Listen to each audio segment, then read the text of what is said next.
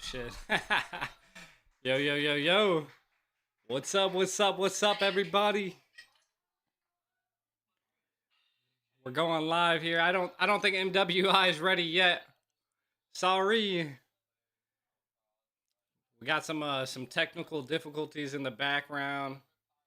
I was also I'm so sorry. I was eating dinner at the same exact time. Well, what's up? What's up with it? Give me a second here. I'm managing the team at the same exact time. I got quite a few things going on here. I was eating some steak, got some like cornbread. I need to get like my chat going.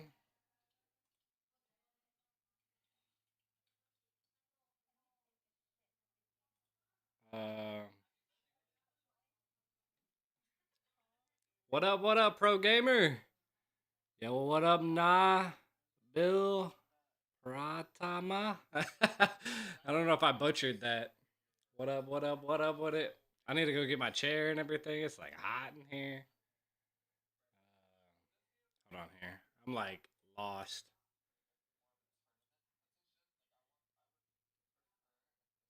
What up, what up, what up? What up, MOBA install? What's good, dude?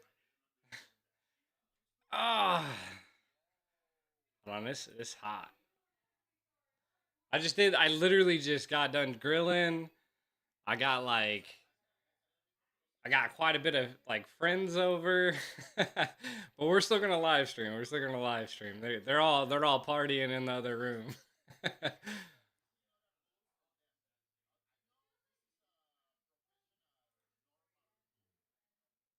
Give me a second. Give me a second. I'm trying to figure out where this live stream's at right now, while I also pull up my studio. It's not started yet. As you guys can see, it will be officially streamed on this channel. But this channel is they're gonna stream it in Spanish. The casters are gonna be in Spanish. I'm gonna be an all American. Like we're gonna be in English. I'm gonna get True Spirit on here, and stuff like that. So we're gonna do MWI and a little bit of English, but it's running a little behind schedule. So bear with us. But we will be watching the main qualifiers. Um, it's like I said, it's not like it seems like it's not officially streamed by Moonton. You know what I'm saying? But it's you know, yeah.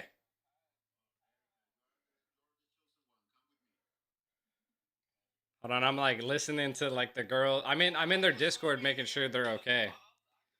I gotta make sure the team's good to go and ready to go, so I can give you guys like a live update. I've been like literally trying to find my I can see my chat over here, but it's not like the best chat. It's like always cut off. But I appreciate everybody tuning in. I'm sorry for the little bit of a slight delay. Like I said, if you guys are just tuning in, I got the chat up now. I'm waiting on the stream to go live. I can tell you that it is a little behind schedule. True. I'm telling you, like I'm over here hopping on some things. I don't see him live just yet, so we're waiting on it. Since I manage the team, I cannot be in the lobby for like live access. So with that being said, I gotta watch the stream, but at least you guys can hear an English casting at the same time. Not only that, I'm also I'm like my guys are in a scrim right now too, so like I'm double dipping right now. You know what I mean? Got the jersey on, represent. Nicolette's in there. You guys are gonna see her. She literally first match of the day is us. Uh,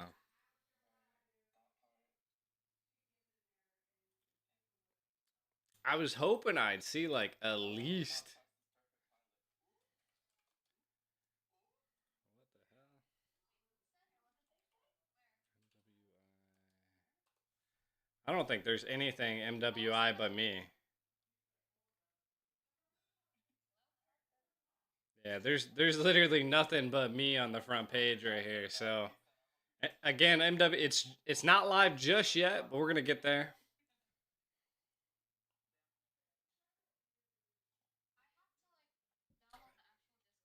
Let me let me go get my chair so I can actually sit down and turn a fan on. But we'll this should be starting here soon. This should be starting here soon. I just seen RRQ tag me.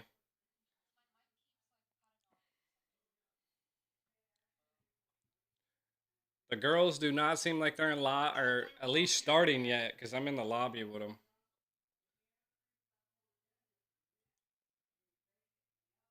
Oh, Pow's in there. Okay.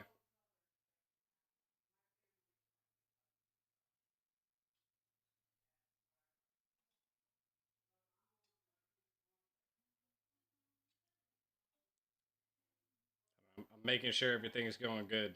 I'm like all doing it from my phone.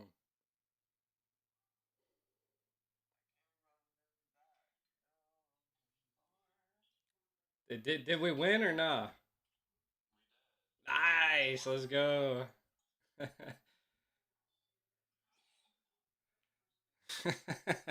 So this is the main part of the tournament. So this is like kind of like a knockout stage, right? Um, so like if we lose, we go to a lower bracket, or whoever team loses goes to the lower bracket, right? Shout out to RRQ Kingdom. Let's go represent. Uh, but yeah, whoever kind of loses, we go to the lower bracket, and then we gotta fight our way up. I mean, we're in group stage essentially. It's called the main qualifiers, but it's essentially group stage. We're already like this week is gonna be all MWI, and we'll know who goes to EWC this week.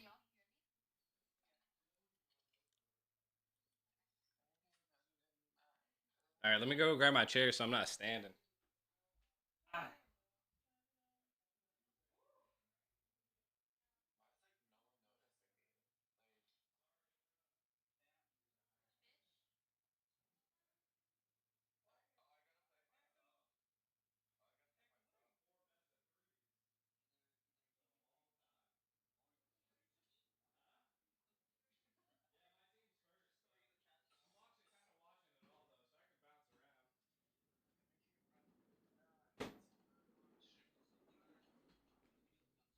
Oh, okay.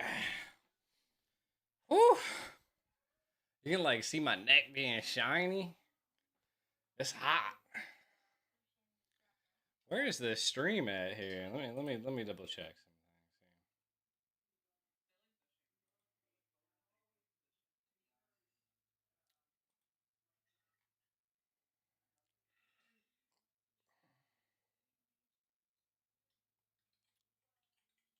I don't see any notifications of the stream going live yet. The girls are currently right now, uh, going through all their checks and everything.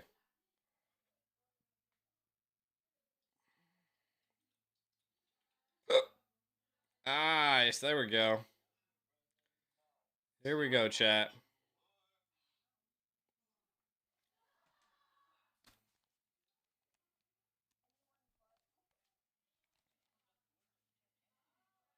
Can you guys?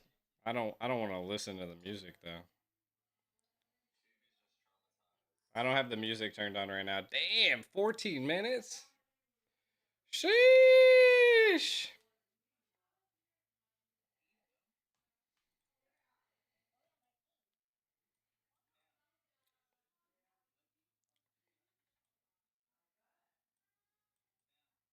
I don't know what music's being played here, but it won't start till 9.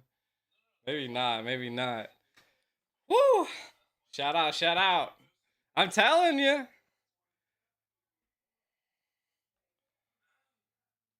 It's all good though. It started a little late, but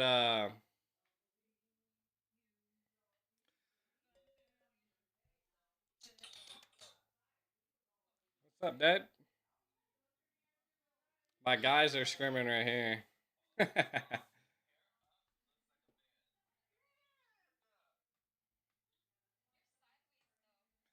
Yo, What up?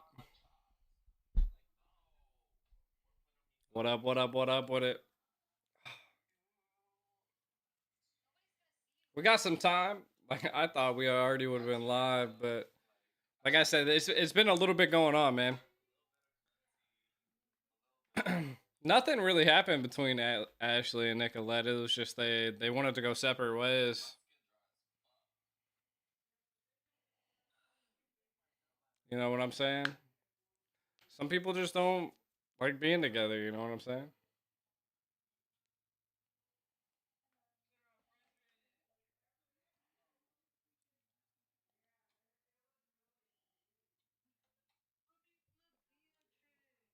Ah,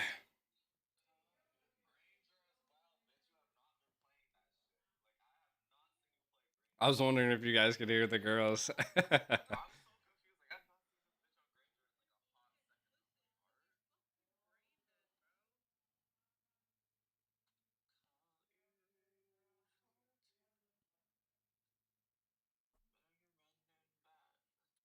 So are they going against each other this tournament? Here, let me.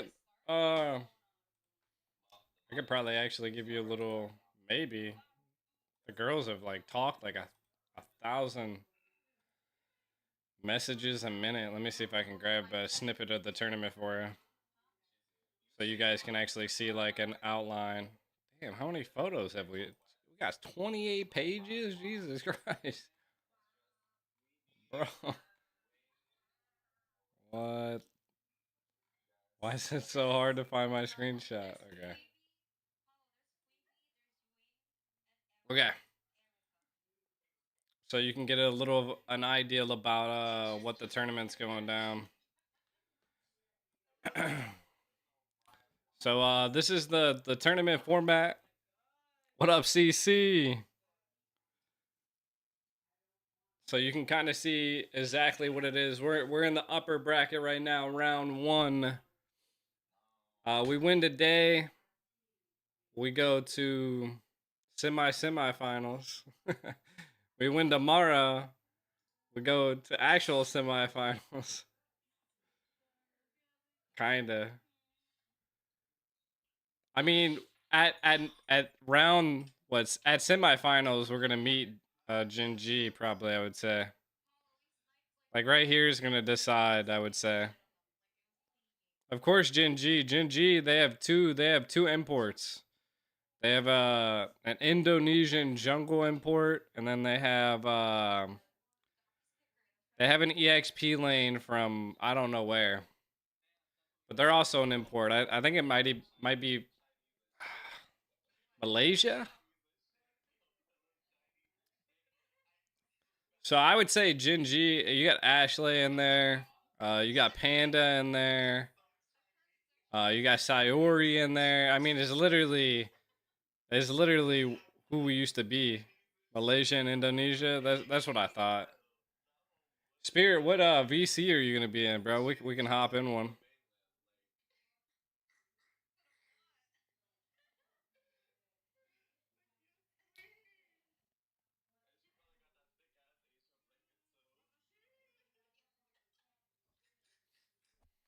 All right, see, still 10 minutes. I'm not my stream's not delayed, so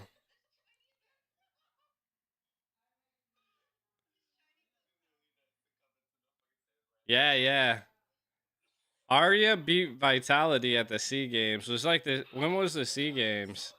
See, the thing is, Nicolette beat Arya already, right? Because Arya is the jungle, yeah. Well, no, no. So MW. Oh, I guess it. So this qualifier decides EWC, MWI, and then there's two outcomes for the men's, which is wild card, and then also like group stage, right? So if we have to go to wild card, it's July 1st to the 4th. If we go to group stage, it's July 21st. And then if the girls win, it's July 13th to the 17th. What are RRQ's chances of going to EWC? I mean, I think it's up in the air. I think it's whoever trained the hardest, whoever's the best. I mean, that's all you can say. I think Gen G's probably our biggest opposition. You know what I'm saying?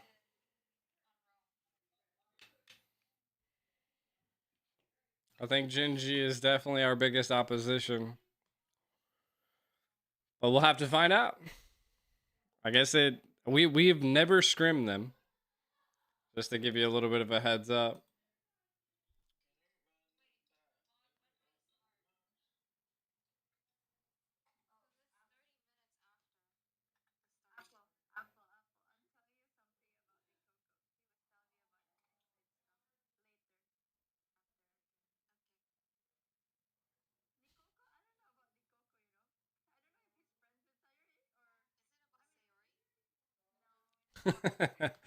I'm like listening to the girl gossip.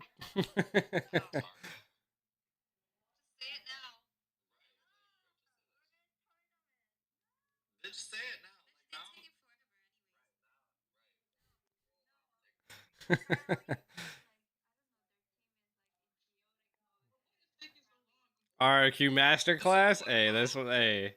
You know what it is, best player, bro. You know what it is.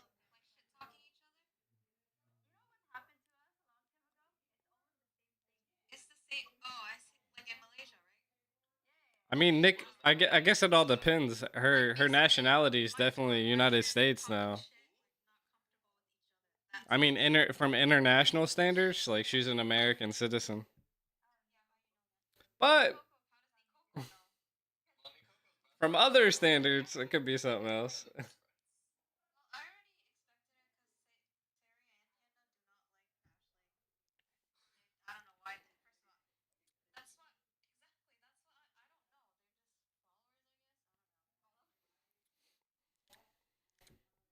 Dang. I'm trying to see this, chat. I'm trying to see this. The tank claw. Gotta always have the tank claw. Gotta represent my boy Tank. I got his hat like hanging up there somewhere.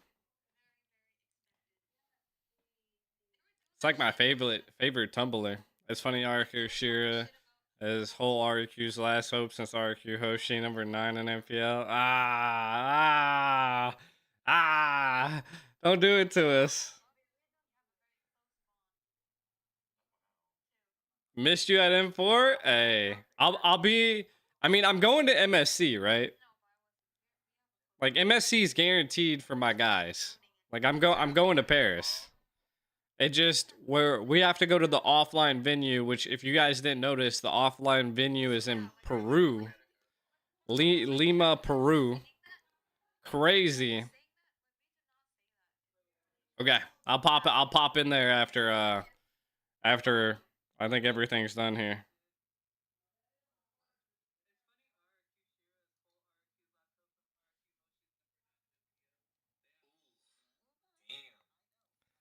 Who will draft the game? We got Coach Powell, an RRQ coach. Don't you think MSC in Paris will have a big? I don't know. I don't know. I hope we're gonna have a big audience. I don't think anything's gonna have a big audience as like the worlds.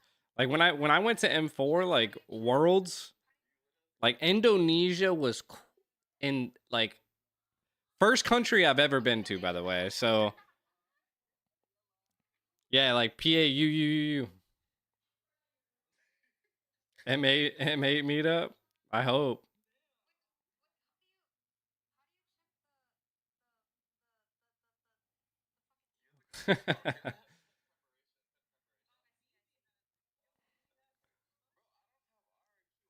Blida, what's up, dude? But yeah, so back to what I was saying. When I went to M4, dude, that was crazy. I've never experienced an event like that ever. I to be honest, like going to M4 was like what set in stone my stepping stones of growing in YouTube. Um, which was just crazy, right? So Absolutely insane. Yeah, everything's gonna be at EWC. Like it's a giant like conference that they're taking over in Paris. There's gonna be like an EWC ceremony and everything.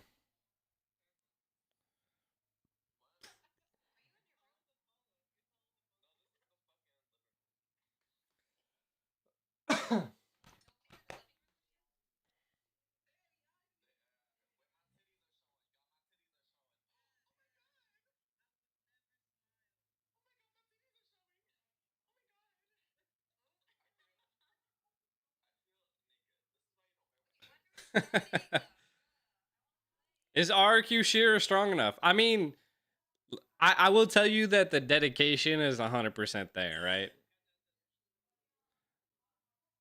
The dedication is there. Like they've been putting in tons of work. They've been coached by, you know, a like a coach, like a coach I've never experienced, right? Because like Powell is like a legit coach.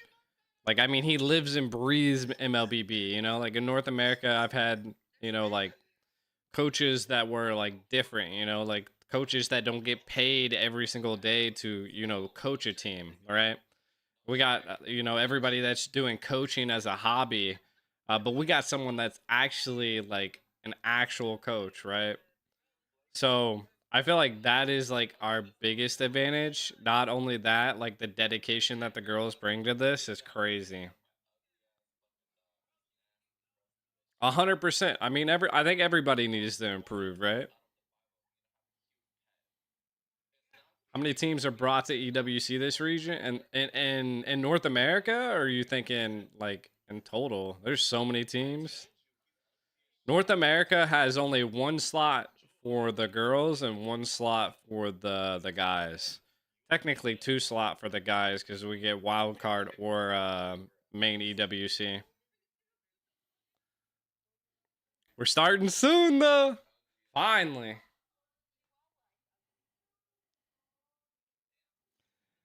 I still don't think the girls are in your lobby though. Watch they hit us another like 5-minute timer on top of this. Vivian team from Indonesia is so strong.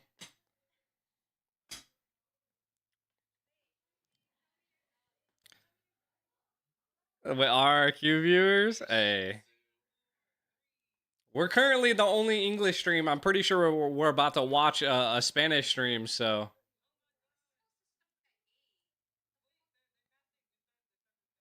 So, I don't know if you guys want to hear these people, but I got.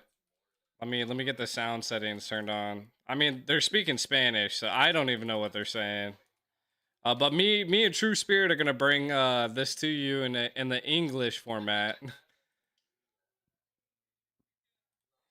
Hold on here. I think at most you'll want to hear like the game value, maybe. I don't know. Profesionalísimos como solo lo pueden ser la señorita Cupcake y el señor Arte que nos acompañan el día de hoy. Así que, chicos, you speak Spanish? All right, I'll leave it lightly on in the background. Hola, hola, ¿qué tal, Morton? Muy buenas tardes, muy buenas tardes, Arte. Gracias por ahí a Bebita por la invitación, obviamente también a ti, Morton. Y bueno, pues estamos totalmente listos para arrancar, claro que sí. Let me turn it down. Hold on, I had a. Ya, porque she came in hot. se me lengua la traba de la emoción. Hold on, let me tell the team Pero good bueno, luck. Arte, cuéntame cómo estás. Estamos listos totalmente. Pues sin duda, right, good luck. I'm gonna hop out of here. You guys got this. Del main qualifier y del camino a I'll see you París, after. como dijo mi estimado Mordo. Aquí el premio es grande, así que las partidas serán totalmente emocionantes. Y sin Girls más nada are que decir, good and porque golden. la noche va a Let ser me totalmente emocionante, hop Mordo. in ¿Nos an vamos a la actual primera English partida o chat. esperamos? Vámonos directamente antes de irnos con ellos con la primera partida. Vamos justamente a presentar cuáles son los What's up, True? Justamente jugando este main qualifier. Hold on here. I actually don't think. De Colombia, los chicos de All right, now we can. I think we can hear you. De Colombia What up? What up? What up? All right. What's up, man? What up? What up? I can throw you on the. Oh shit! You're actually on the screen already. I don't know how you're on here. It was just, I guess, like left on here. It's alright. We'll put you up here. Are you streaming too? No. Okay. I was going to, but I knew it was kind of like last minute, so. Yeah. I mean, I was talking to Leia because I was saying like once this phase started that we should had like an English version, you know.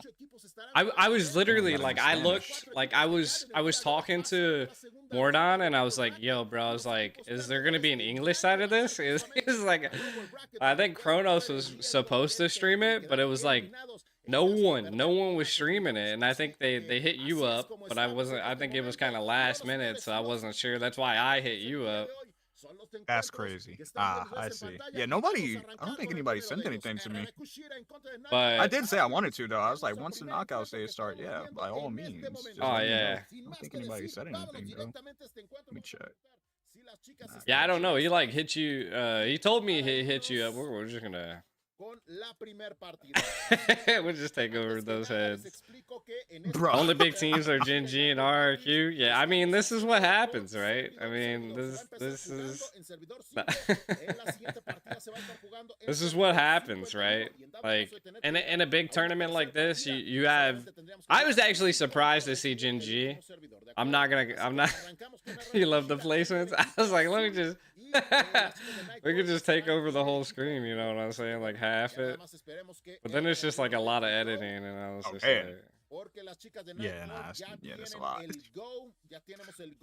I gotta be like coordinated and stuff. Like, it's tough. You know what I'm saying? Just cover them up. This is best of the 3. First match is us versus Night Horde. I don't know anybody from the Night Horde team, like women-wise. I don't even think we scrim them. To be honest, like we just normally don't scrim like women team, you know. That dude's also very loud. Nice. Okay, here we go. We can definitely cover. Your name is Cupcake. Yo, all right, I'm Cupcake today, guys. And I'm Arthe.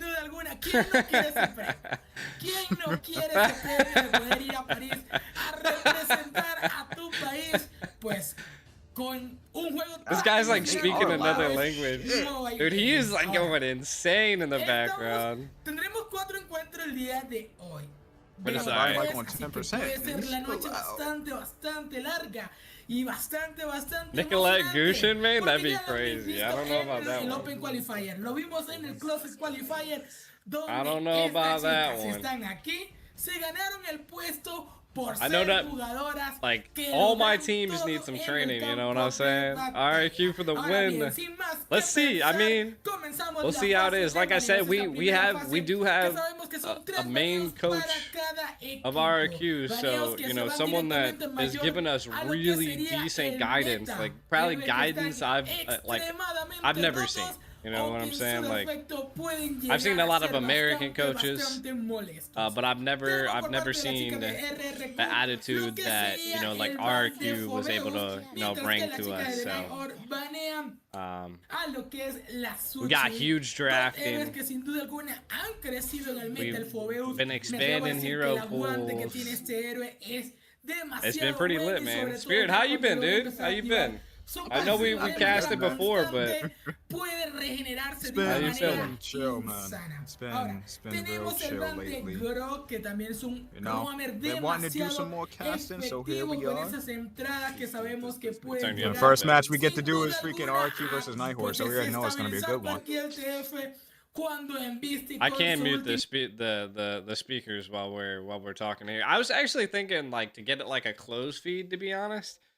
Some people like to hear like, you know, like game sounds. Like I'm a silly guy. Like when I watch like dubbed anime, like I love you gotta turn the volume up. Like if you just like, I don't know what it is. It's just like hearing the like emotions behind the way they speak is just, it's different.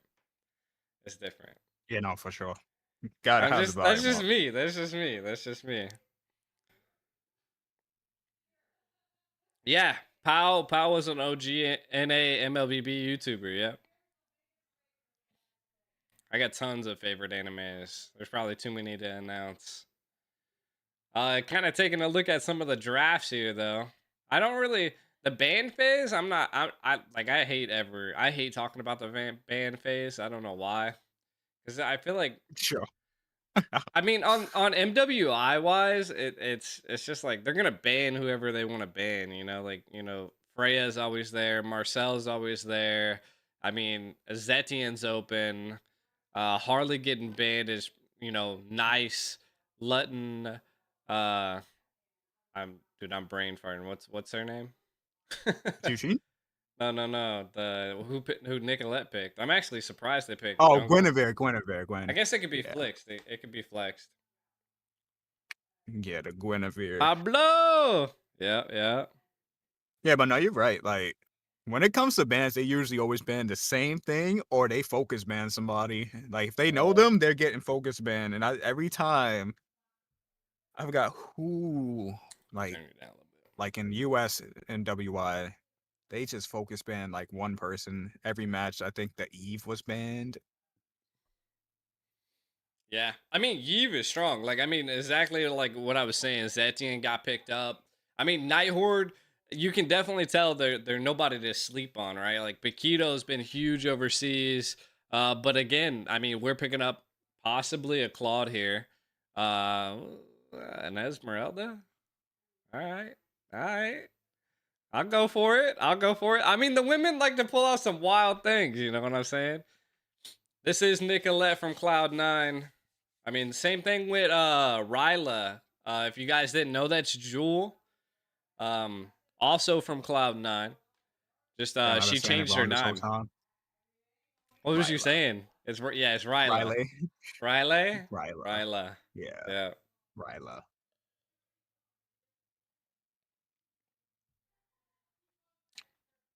Esme counters Pac. Yeah, I mean, just because he pops the shields pretty easy. I mean, I think it's good. Again, I mean, you can still have like a crazy draft, but be absolute garbage at the heroes. Like it comes down to a lot of aspects of the game when you're picking the heroes. Not only that, you gotta be willing to not only be able to pick the heroes, but like be able to combo them. Like, to be honest, like if you don't have a good combo on your team, like sometimes it's tough. Yeah, it's C9, then what? C9, GG, and then RRQ. So yeah. I gotta pick up a carry though, which is kind of interesting. It's not really any tanky on the side of RRQ right now.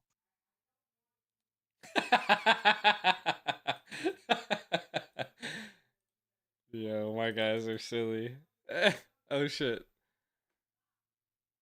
What the heck?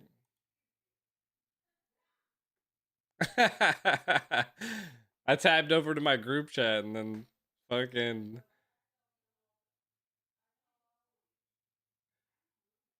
funny as hell. What happened to Cupcake? He vanished. Yeah, we took over. I'm Cupcake today, guys. Come on. I'm Cupcake today. He said, "What happened to Cupcake?" I forgot. Like when I click something on my Discord, it actually changes his stream. Oh, got you. All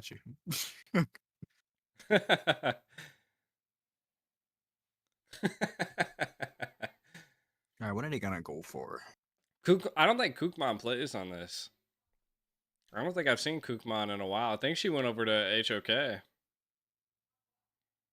Cupcake be looking real different.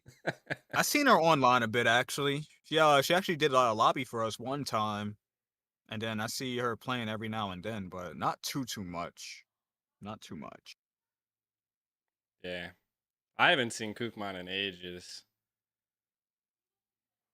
All right, let's look at this second part of the draft here, though. I mean, both drafts are looking good.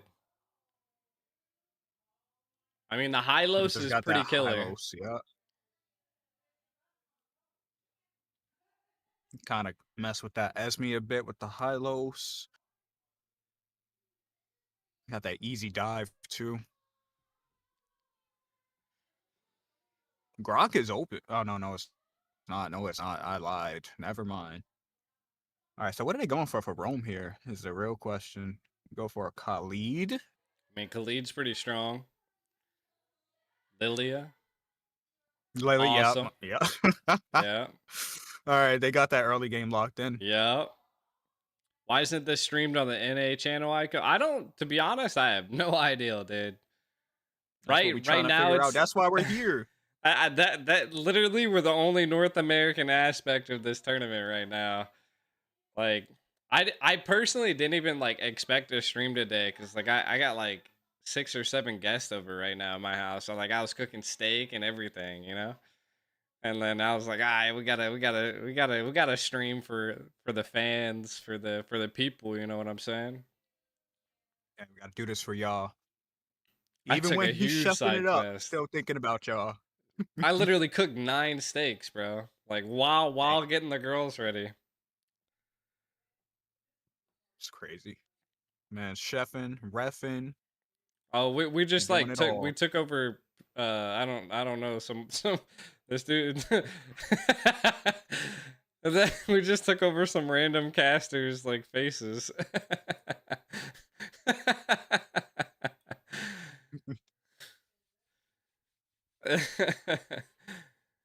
I mean, yeah, I agree. I think Night Horde's draft is gonna be like super aggressive. I'm gonna make us a little bit tinier while we go into this. I think they do got team fight cryo too, low key. I don't think they're gonna be like showing cams or anything, so we're gonna just be in the corner here. We don't gotta go crazy on this, you know what I'm saying? We can kind of talk about some things here and there. Yeah. I always feel, you know, from my aspect, I feel like the chat always like some people like casting, some people like the casual aspect, some people like their answers, you know, answered. So yeah. I mean, we can I can always do a poll in the chat if you guys want, but if you guys drop any questions, we can always, you know, answer them while you guys are kind of just chilling there. True, what do you think here right now? Honestly, it's looking like Night Horde, they got like the better team fight composition. But when it comes to this early game, RQ definitely got it. So if they can abuse that, they should be fine.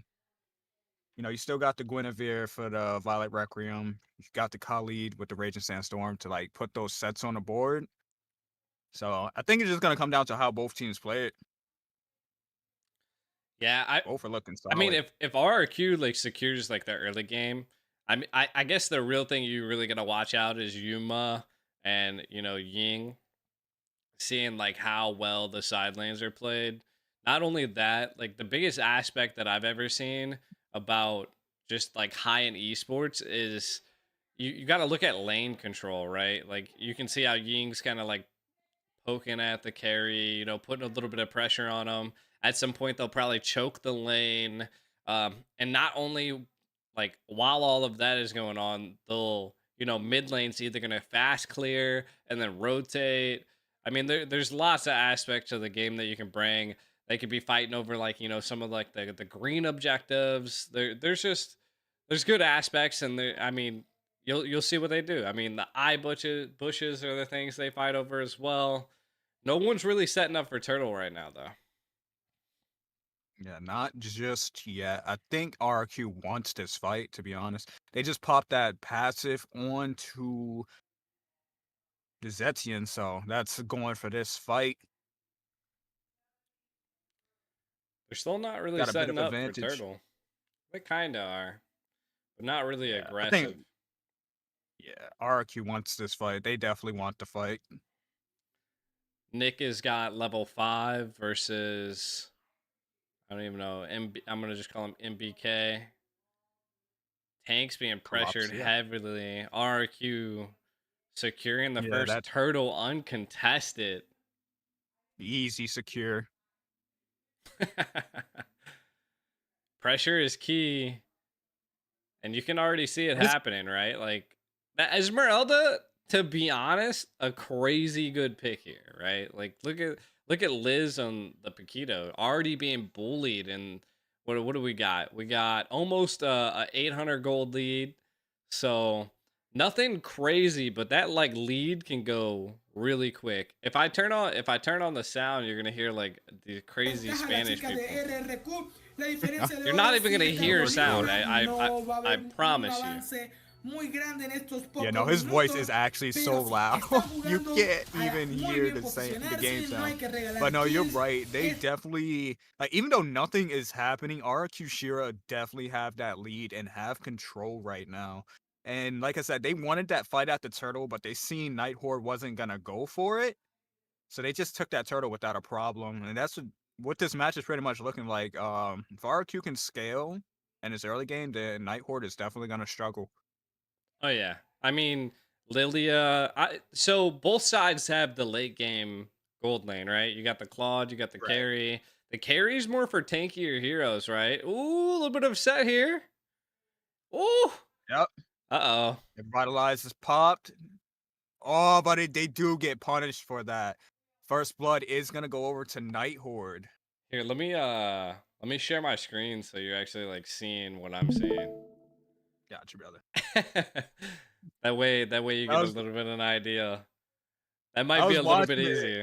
But it was like probably. I was like, he was like, you probably already seen what I seen. Oh shit. That makes it easier. For I gotta fix your cam now though, because I added another screen. You should be able to make it pop out, no? Like I could, but I'm lazy. Nah, that's fair. That's fair. Because like if I pop you out and then like something goes over you, then you like freak out. Like your camera freaks out. Gotcha, I don't know why.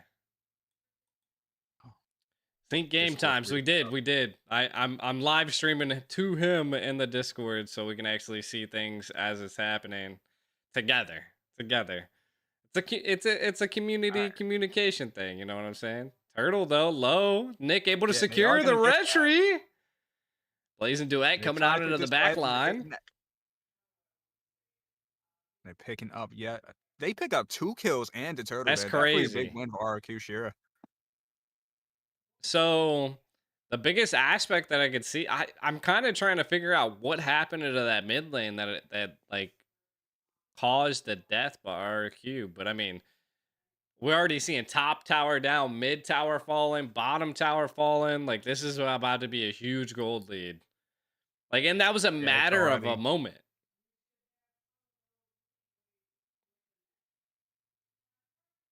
I swear we were just at an 800 gold lead and now we're at like a 4. Yeah, we're at 8?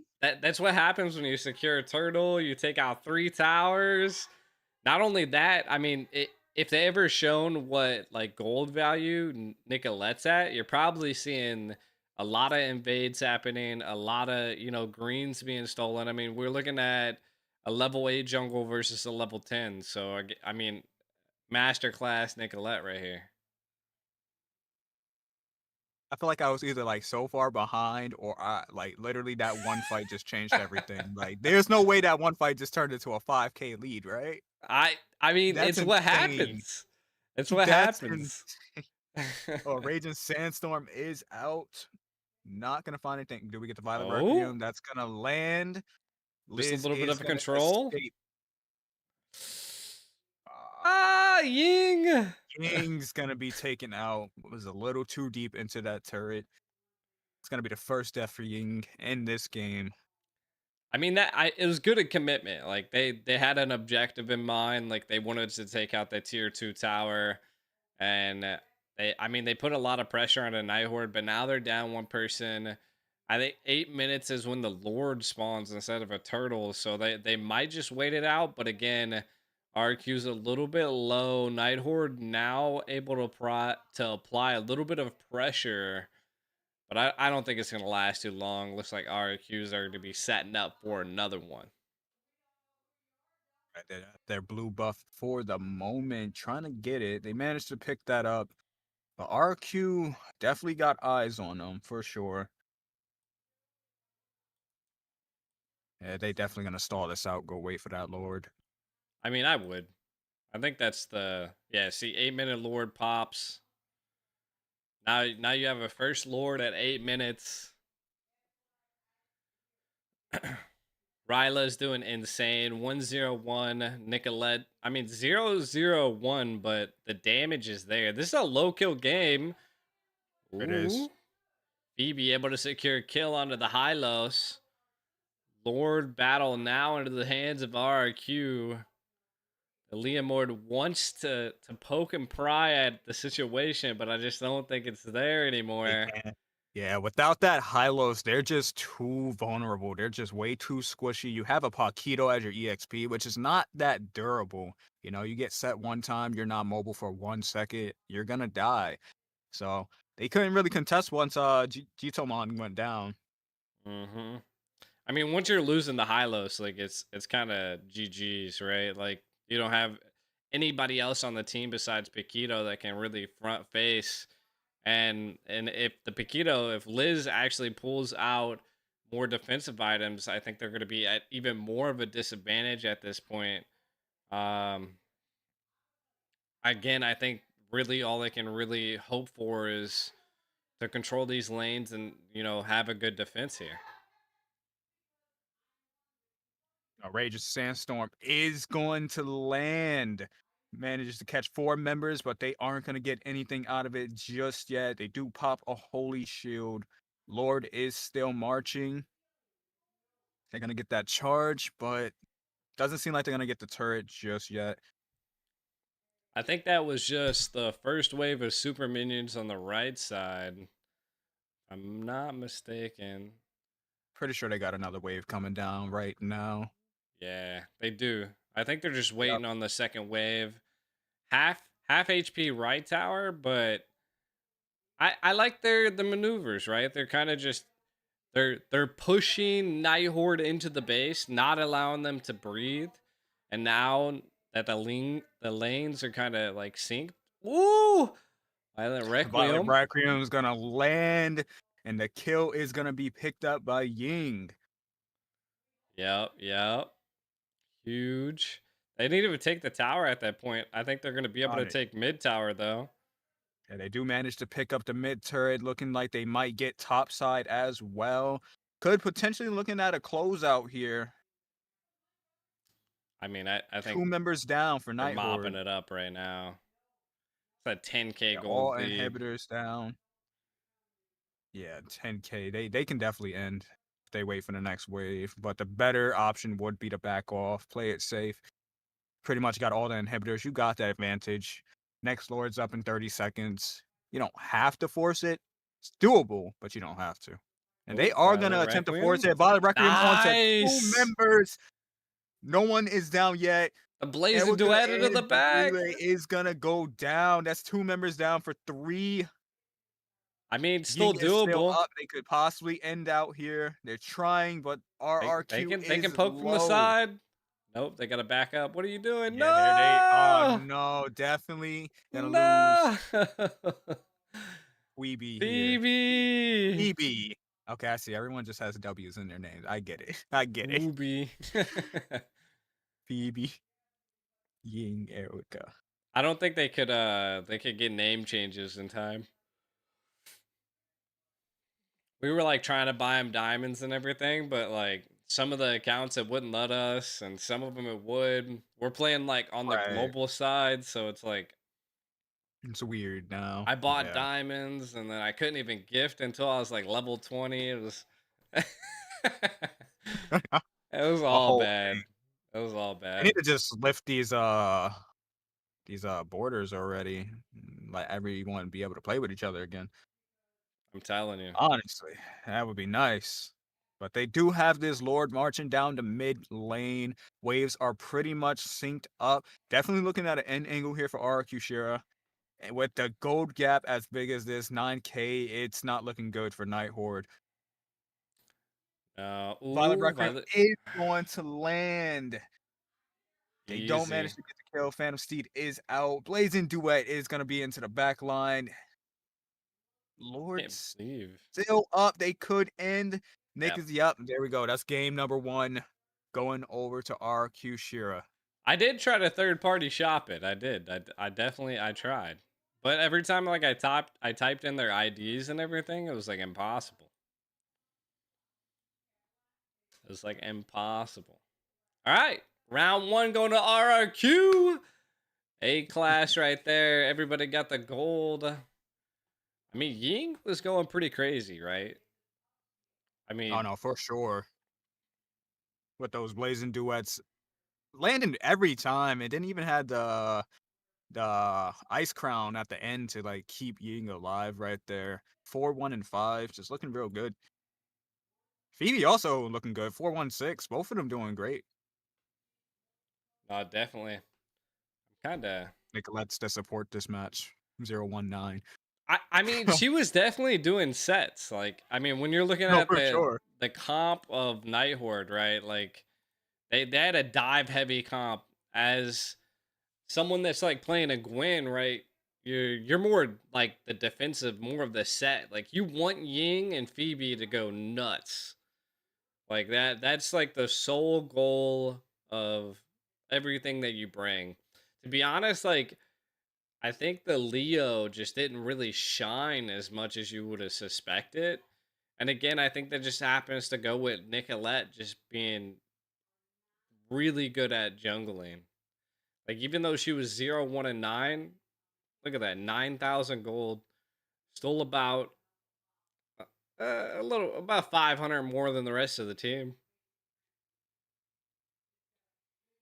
Yeah, no, it's still really good. That's definitely 9 assists out of 10 kills. You definitely were in almost every single fight, participated in every kill. And you can even see by the build that Nick was going to be like more of a setter in this match. Did her job. Tank set.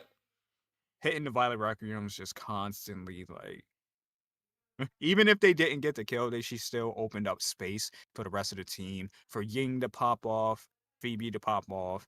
So everyone on RQ looking good and doing really great right now. Viva RRQ. Definitely getting the first win here. I think they're talking about the game quite a bit. I mean, I don't think I've seen like a huge issue with the team, like the overall hero picks that like Night Horde brought out. I think the biggest difference is just you can just look at the gold. Like, you're looking at a Leo that had 6,000 gold versus, you know, a Guinevere that had 9,100. Like, it's just a massive difference. They just started scaling. They controlled. I mean, Night Horde was able to get a couple picks here and there, which to be honest, I think were pretty key picks. But they just, they didn't control the map. They didn't hold the pressure. They didn't hold the towers. You know, RQ just, they definitely did it. They came, they saw, they conquered. Yeah, that's what it ultimately came down to. Just map control. Like, we seen it in the early game. RQ using that early game pressure from the Lilia and the Khalid to just constantly keep control of that map. And they managed to get that first turtle without a problem. And then everything changed at that second turtle fight. Literally, 800 gold lead turned into like a 4K gold lead, like in a one fight. They picked up 2 kills and a turtle and 3 turrets just because of that one fight. So definitely capitalizing on everything that they can get their hands on. And, you know, that just turned into a snowball leading into buff steals, map control, just slowly choking out Night Horde, forcing them into base. And that's what got RQ to win. I mean, it was definitely Cupcake speaking facts. Yeesh. You gotta love it. I gotta keep it sweet. Gotta keep it sweet. Hella funny, hella funny. But yeah, I had to. We had to. We can't have the guys in the back outpowering us. You know what I'm saying? We'll have to see how it goes, though, right? I mean, it's anybody's game. Everybody's talking about Gen G versus RQ. I know that's what everybody wants to see. It's most likely gonna happen. Definitely, probably the powerhouses of the tourney.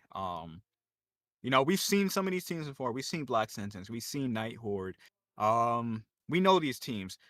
We might not know all the players, but we know the names. We know the teams. But when it comes to players in the MWI, we know the players on RQ Shira. We know the players that's on Gen G. So we know that that's just gonna be probably the best match.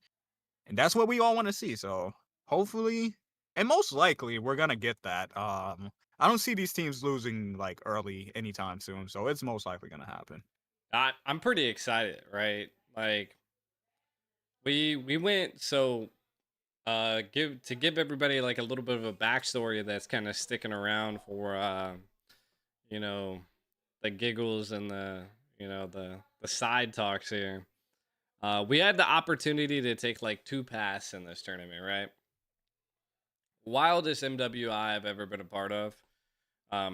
We could either go into the closed qualifier, which we were invited to, or we could just like go into the main qualifier.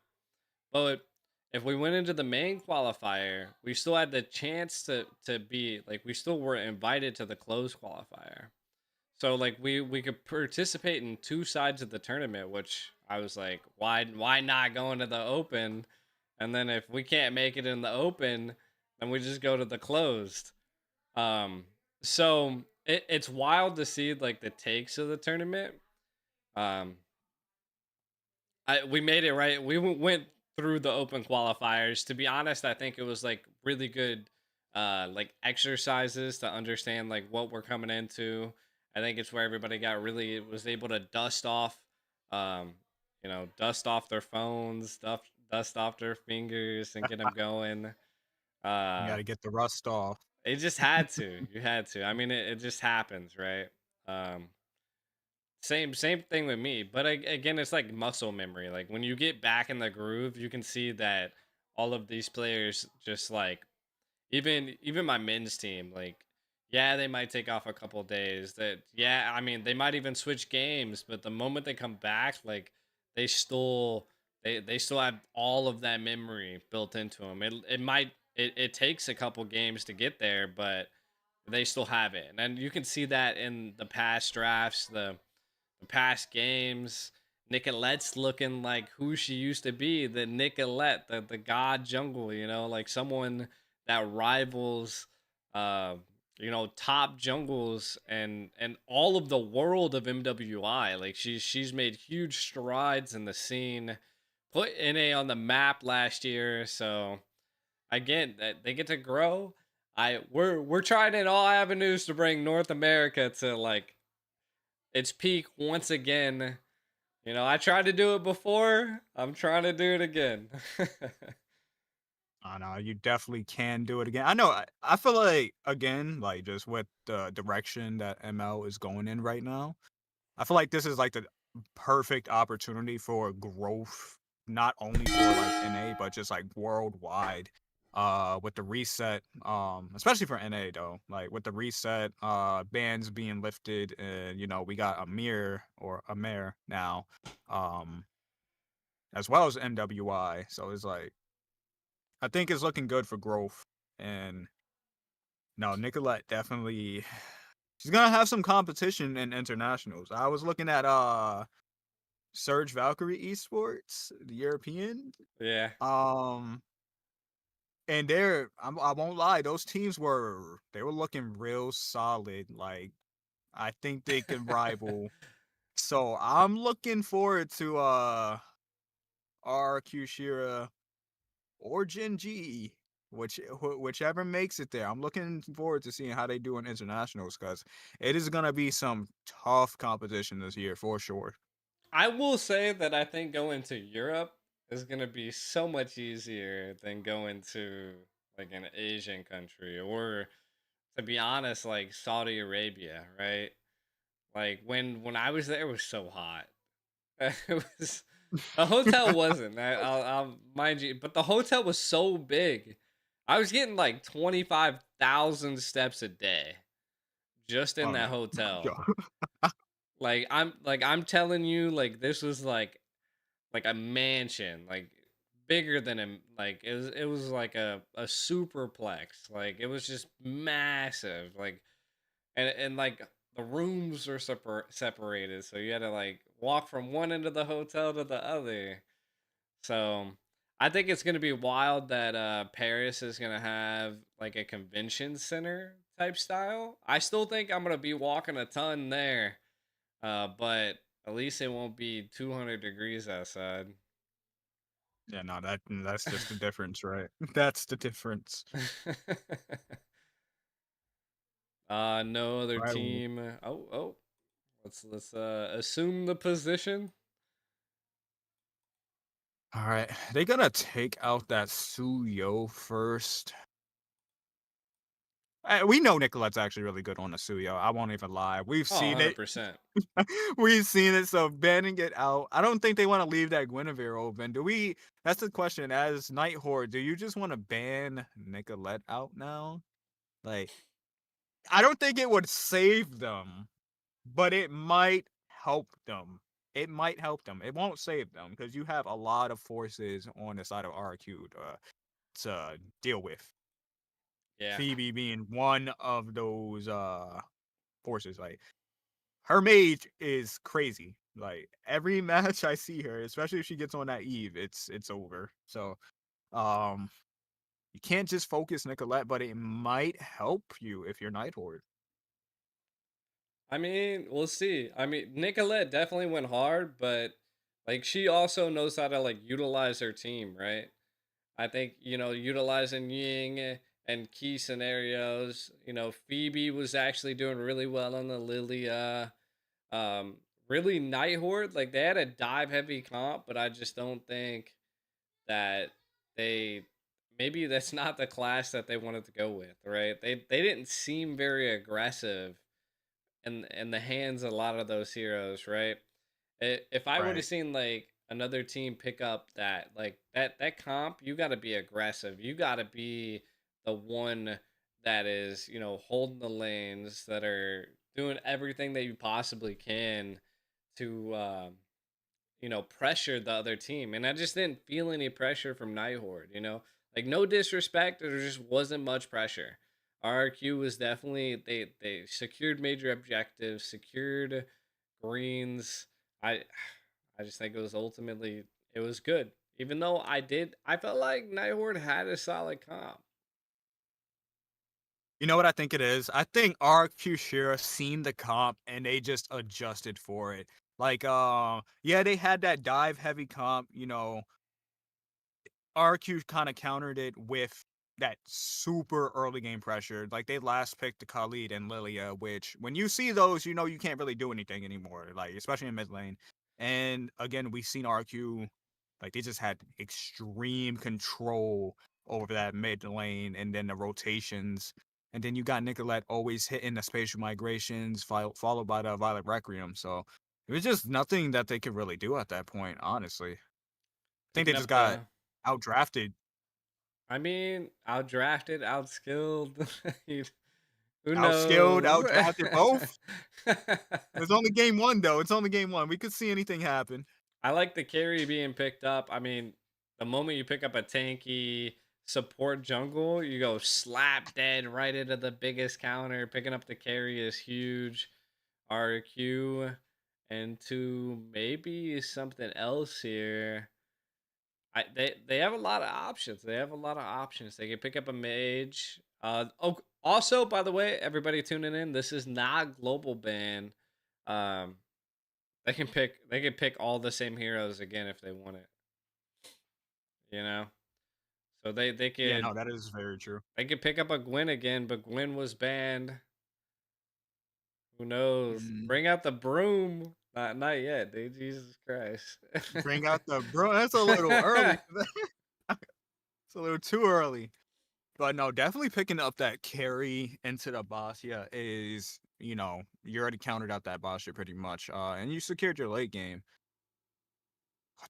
It looks like Night Horde is gonna go for a Kalea.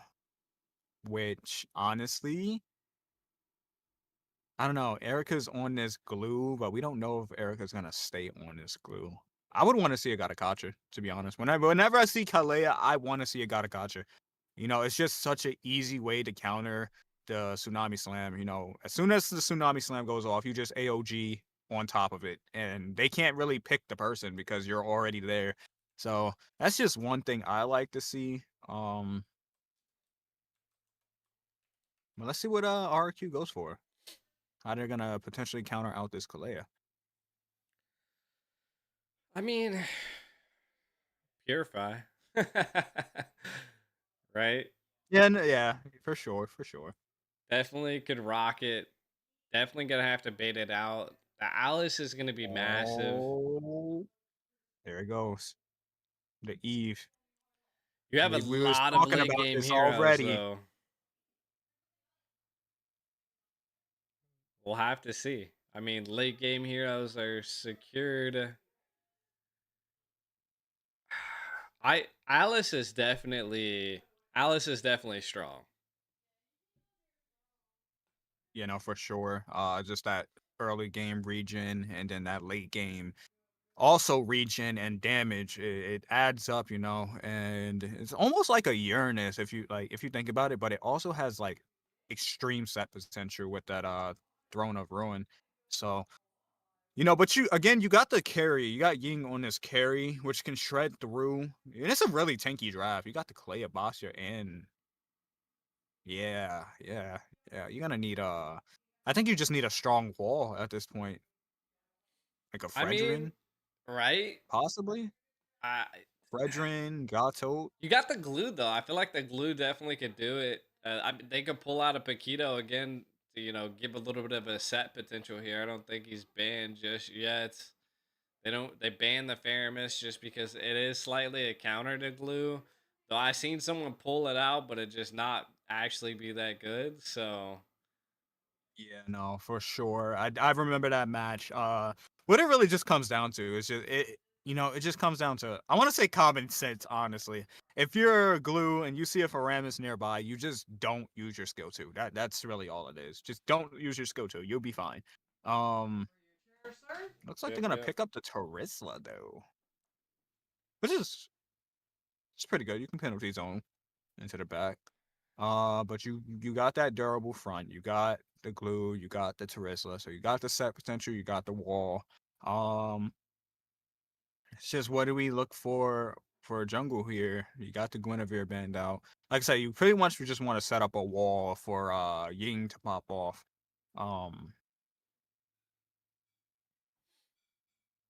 So we definitely know the glue's definitely going Rome, right? What's our Yeah, jungle no, for potential sure. here? Joy. Joy. I mean, you got glue, you got Terisla. Not only that, you have Phoebe slow. Like, you're definitely gonna slay the Lunox, but the Lunox definitely light out. The Irithel could run away. I Yeah, could Eric definitely got the see sprint. RQ hesitating here. Yeah, they definitely hesitate. Xborg is pretty valid just because you get out of that Tsunami Slam or you got the last Insanity to just completely negate it. Yeah, definitely some hesitation there for sure.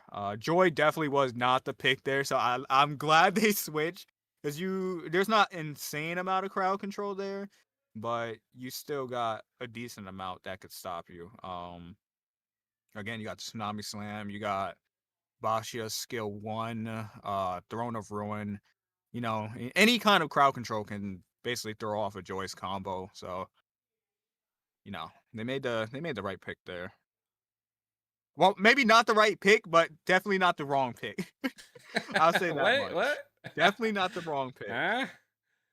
No, yes, no. We'll just have to see, right? Like Carrie, I think is gonna be like sure. the biggest, deciding factor here, right? Picking up an Xborg, I feel like is the American special.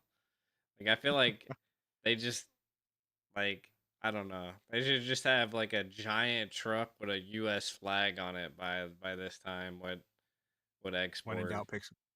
That's what Yeah, I'm when in saying. doubt, pick Xborg. That's what I'm saying. We've seen Xborg roam. We've seen Xborg jungle. I feel like you can literally play Xborg in any lane, and he like anywhere, and he just does good. Technically, because even in mid, because he does true damage. Like you don't have to do you don't have to have magic damage. He does true damage, so. And that's also something I overlooked too. The fact that he does do true damage, so he is gonna be shredding through. Nicolette will be shredding through some of these tankier heroes in his early game. As we already see with Calipsia going down. First blood going over to RQ Shira. Bit of recalls in that bush. Yep. It's how it is, so. I feel like the joy would have been wild, but the export being pulled out, definitely even crazier. And what we see, it's working right now. They pick up that red buff as well as that first blood. So they're just looking really good. Calipsia already behind. Only level 2, and their jungle is just being stolen. They can't even get in their own jungle at this point. Thinking that Xborg was probably the perfect pick here. And I don't think there's anything they can really do about it. That true damage and just constantly poking is nothing that Nighthawk can do right now. They're already very far behind. Only 2 minutes into the match, we're already at a 1.5 goal lead. And counting, first turtle is going to go complete uncontested as Calipsia is still level 2. Still level 2, mind you. And Nicolette's already level 5. Yeah, it's not looking good for Nighthawk at all. 0-1. What's the gold lead right now? 11. Jesus Christ. Yeah. It's growing. What the heck, bro? And again, the level gap too, man. The level gap is there now. Yeah, this is just gonna be a snowball. They're about to stomp this match. There's nothing they can do at this point.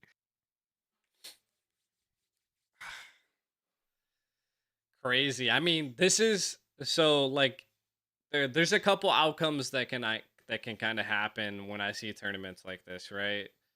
Normally you lose the first game and you lose confidence.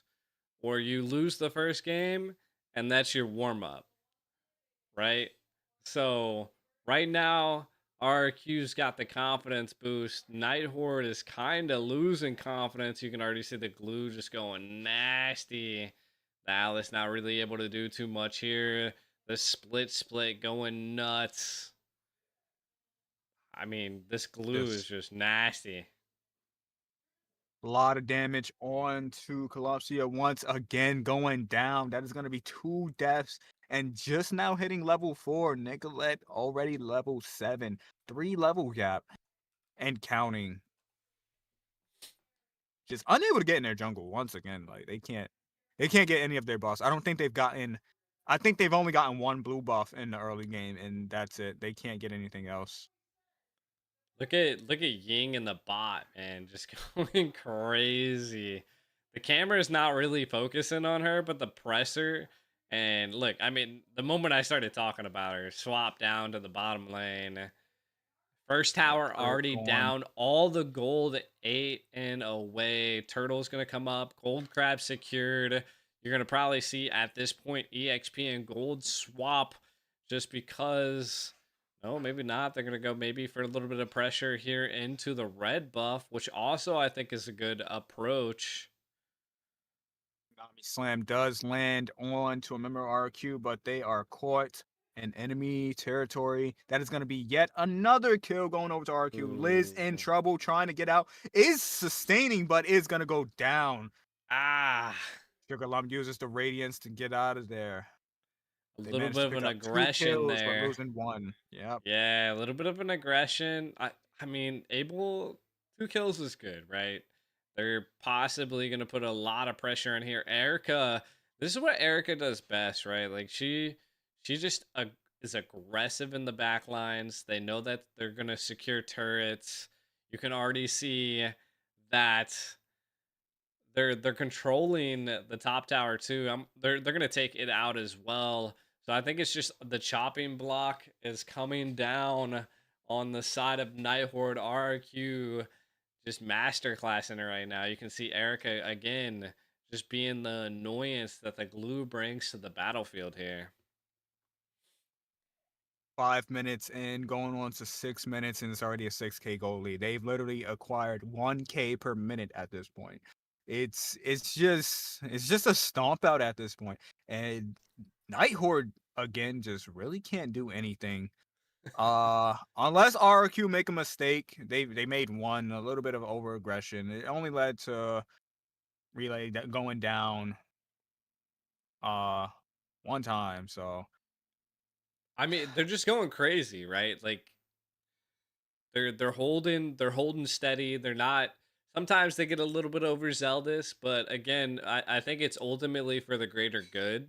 RQ is like they attempt to accomplish something behind it, and ultimately, if you're trying to be aggressive over a main objective, I feel like that is, at least you're doing it at that point. Just don't die solo. Don't go into the top lane. Don't be, caught off guard. That you can kind of see like the Iritha and the Khalid here. Kalea might be able to put him down, but I think they're just going to be able to defend the lane.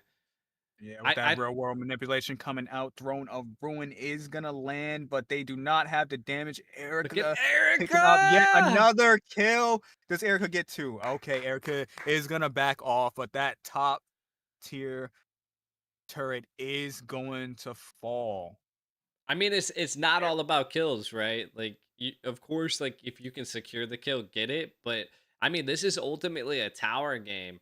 Like, you're already seeing an 11K gold lead, and they're about to bust all of the the golden barriers, which is huge, right? Because they're not even at first Lord, the 8-minute Lord, right? Like the Lord 8-minute Lord's just now about to come up. Turtles have only happened. They've already taken every turret and popped some of the the passives on the tier 3 towers. So I think this is, like, again, like I said, their macros on point, they're golden, their RRQ Shira. They are, in fact, RRQ Shira as they focus down on that bottom tier 2 turret. Only one Holy Shield remaining, and that's going to pop as well. Lord, again, as you said, Lord isn't even up. They might be looking to force an inhibitor before Lord even comes up. They have the gold lead. They have the damage. Throne of Ruin is going to come out, but they are going to not connect, and it's going to be completely melted down. That's actually insane. Yo, Ying. And again, I mean, this is what the carry excels at, right? Like you're just like flourishing in gold right now. You're 3-0-1. You got Purify still available. Ult down, but now you're piercing through the tier 3 towers. Exborg popping the utility here. Still trying to press the tower. Again, I think super minions are still there. If they break one tower, that's a huge win already, right? Like, you can already see them backing up. They're going for that wasn't even a Lord take right there. So they're backing up for the very first Lord of this game. They're looking to take some of these turrets before the Lord even gets here. Yeah. Do they pop this? Nah, they clear that. But you still got a Lord coming down in another 20 seconds, so I don't know. I don't think there's anything you do at this point as Nighthorde. Definitely you don't give up the fight, but I don't think there's much of a fight you can give. It is what it is, right? Like, you got to try. What do you have on your team from the side of Nighthorde, right? You have a Lunox, you have an Alice. The Alice can possibly split push and maybe get in and out pretty easy. But you never know. You never know.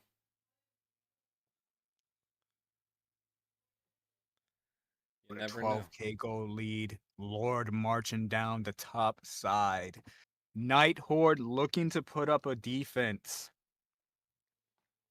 I don't think it's gonna happen, though. I don't think it's happening. I mean, they're definitely gonna have to try their best, right? Like, if they can hold out the Lord, hold out the next wave of super minions, it'd be impressive. We do see a little bit of a setup and a little bit of control on the Nicolette. Last Insanity does come out. Penalty zone. Also collapse. Real world manipulation. Going insane. To fall. RQ Shira secure the base.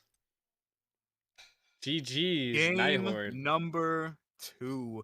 A complete sweep by RRQ Shira. Honestly, I thought we were gonna be seeing a bit more action, Nighthorde versus RRQ Shira, but RRQ Shira just coming in, not playing any games, completely dominating Nighthorde, and just getting it over with immediately. How fast was that match even? Like, did we even get to the 10-minute mark? I don't even think we did. It was close. It was close because it was the first Lord at like an 8-minute 30, right? So it probably was. But again, I mean, that goes to show when there's only one death on the side of RRQ, right? Ryla was able to, you know, fall. And again, that was for the bottom turret. Again, over a major objective, which was huge. So it's a willful death, right? It is what it is. You take it with it. But yeah, sure, definitely was a good trade. You get 2 kills and a turret for 1 death, so it's definitely worth it. But you know, if you're like me, you're trying to go deathless the whole game. You know, you say report Ryla. No, I kid. Savage. But Viva RRQ, the kingdom succeeds here. Going insane. Nighthorde, I mean, I felt like they ultimately had good drafts. Like they brought what they had, but RRQ just showed like apex predator level of play, right? Like they just had the fundamentals down. They had the micros down. They had the macros down.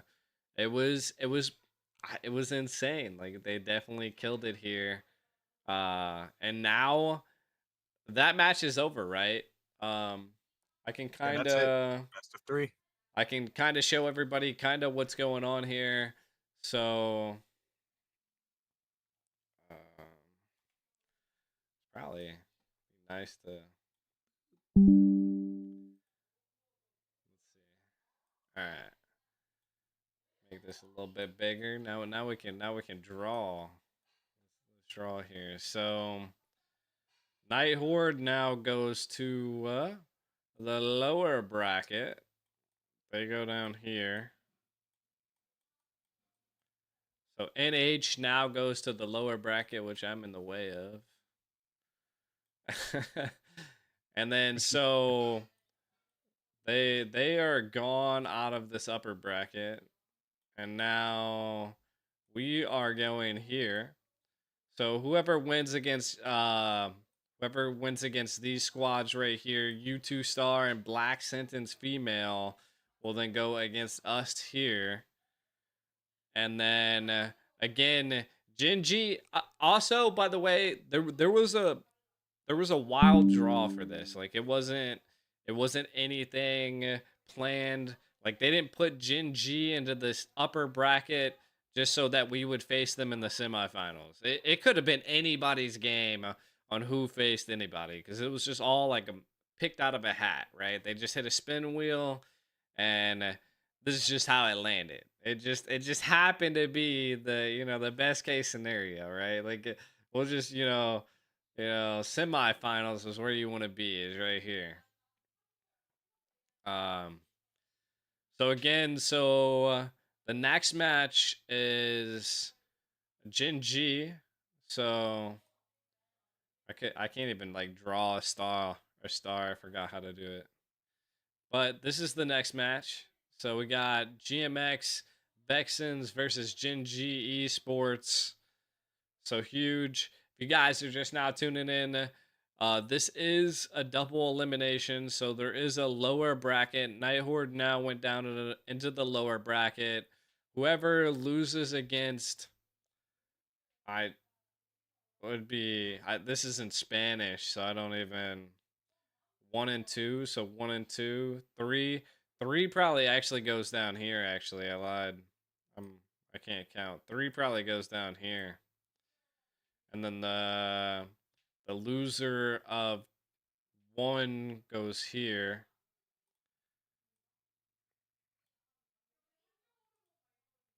So 3 goes down into the like cutoff area. my chicken scratch here. But hey, at least we got something, right? It ain't no professional overlays or anything like that. This is what we got. We working with what we got. That's what I'm saying. Up next is going to be GMX Vixens versus Gen G Esports, as you can kind of see right here. Because of time zone differences and stuff like that is why we're seeing like you've seen round 1 was technically supposed to be I don't even remember. Was Gen G. We weren't supposed to be until round 3, but us and Nighthorde kind of shared similar time zones, so they kind of just threw us into the same bracket. They're trying to be a little, respectful of our time, especially since some of the teams are from like the South, and stuff like that. And again, that I feel like that's one of the biggest factors to think about in this tournament, right? Is that I've never had to deal with this in any of the tournaments that like I've played through, through the past years, right? We're dealing with a global server, something separate from America. And we have to play on like server 5, which is like Texas, and then server 51, which is like Miami, and all things like that, right? So those are big factors, right? Like Gen G Esports, where are they even located? Who knows? Black Sentence, probably a South team. I believe they are. I'm pretty sure they are. Yeah. If I remember.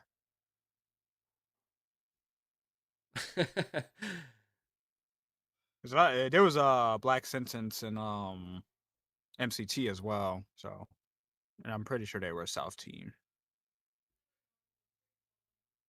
We'll have to see. Based off the bracket, we can possibly get RQ Shira versus Gen G twice if they make it to semis, and then and then 1 goes to lower and come back. We can possibly get it twice. Definitely a huge possibility, right?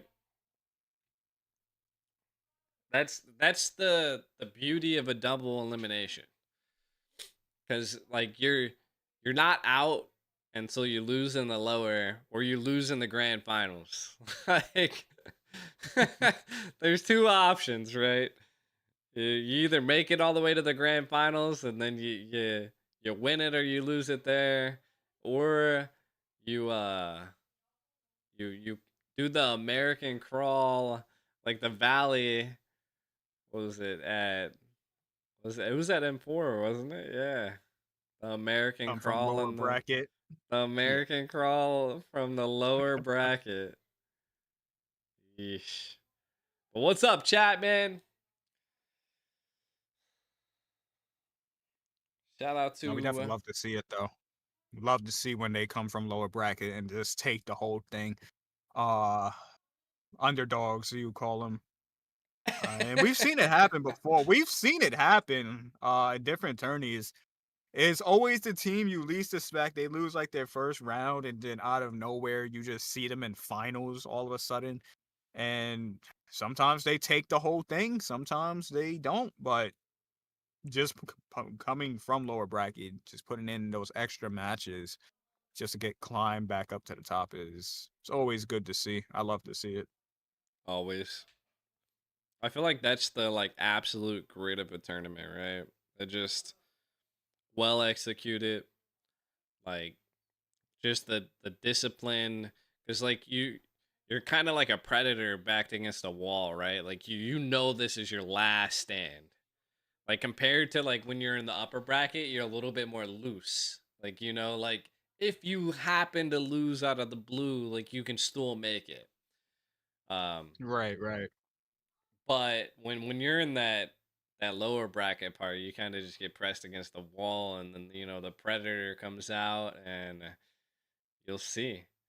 I just can't wait to see what happens. Again, if some of the new viewers in the chat, um, this tournament is going from today, tomorrow, Thursday, Friday, and then I think it's over on Saturday, if not Sunday. It's super. This is like a week tournament. MWI is going to be concluded at the end of this week. I'm going to try to cover as much as I possibly can of MWI. There was no official like English stream of MWI, so we're kind of just trying to put as much as I possibly can into it. Today was just kind of like a perfect timing ish, because I got people over and stuff like that, and cooking, but it is what it is. Chefing it up. And not only that, like my guys are like scrimming over here too, so everybody's working. I was like trying to make some steaks while like gathering everybody together. It was crazy. I'm super proud of the girls though. Like they've made it. Like they're looking good. Again, you got to keep polishing yourself. You got to keep going. And then I mean, there's always a rival in this type of game, right?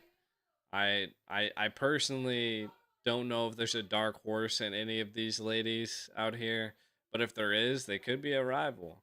But I think everybody knows that, Jinji is probably I would say the rival in this situation. But you can't count anybody out. You don't know, right? Like I don't know if Jinji has their full lineup. Who knows? You'll have to see into the next round. Because Jinji has imports, right? Like, did they import them to America? Who knows? Are they playing from the Philippines? Are they playing from Indo? Like, that'd be wild. I do want to say, like, if anyone is going to be the dark horses here, I feel like it's going to either be GMX Vixens or possibly Halo Halo Ube. I've seen Halo Halo Ube play, and they did pretty, even though it was a sweep, they did pretty decent when they went up against RQ Shira. So it's a possibility that they might be a dark horse, or they'll do pretty good in this tourney. And then GMX Vixens, I don't know, something about them. I haven't seen them play, but I just got a feeling. Could be a bad feeling. It could be false, but we shall see in this next series. Then again, they're going against Jinji as well, so it might be hard to measure.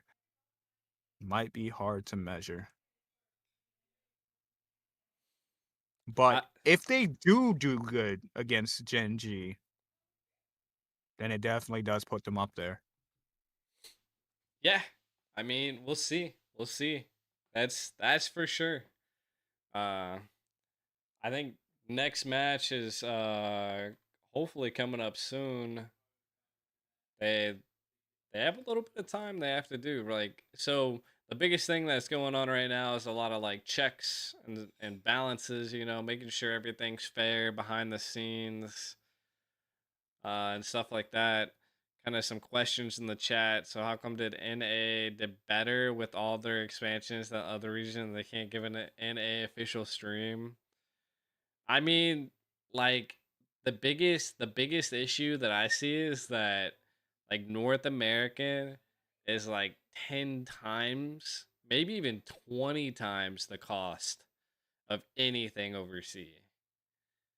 Like you're looking at like a simple tournament like this costing tens of thousands of dollars. And so not only that, I think the biggest, I mean, from the behind the scenes aspect of it, like I feel like they're building the foundation to hopefully bring in something bigger and better. But it just doesn't happen overnight. These tournaments are happening so fast.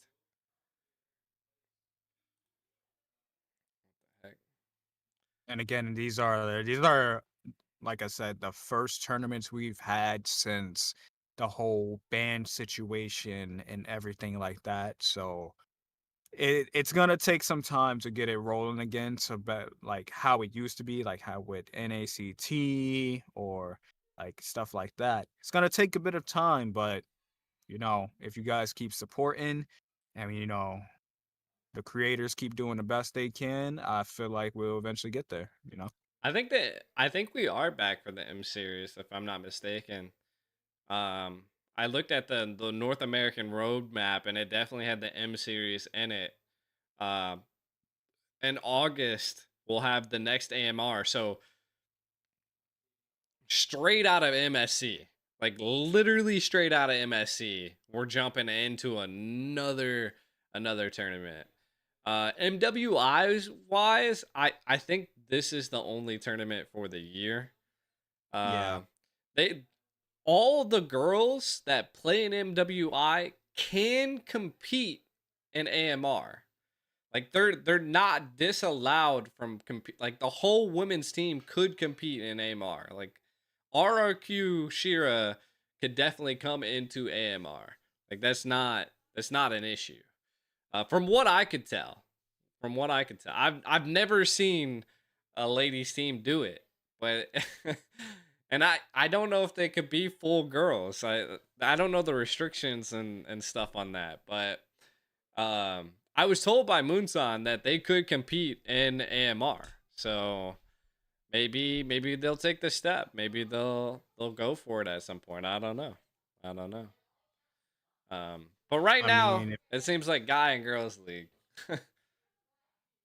yeah, if you want the practice and you want the experience, and also like just all time around, like you know, whole year round tourneys, then definitely Shira should take that leap. You get access to what? You get access to potentially the M series, the MSC, both seasons of Amer. ENC. So yeah, it's like you get access to a lot of things. So hopefully, you know, hopefully they take that step. I doubt there'll be any restrictions, because if we can have all guys, then logically speaking, you should be able to have all girls. I don't think there's like there wouldn't be any restriction for that. Yeah. I don't think. Yeah. Nah. I'm actually surprised we're going back into this as quickly as we are. You know, as fast as RQ Shira finished their matches, I thought we were gonna be here for like another 15, 20 minutes. While we get everyone else ready. They went really quick. I mean, hey, don't count it until the timer hits 0. It could go back up by 20. You're right. Let me not jinx it. I take back everything I said. Definitely could have been something else.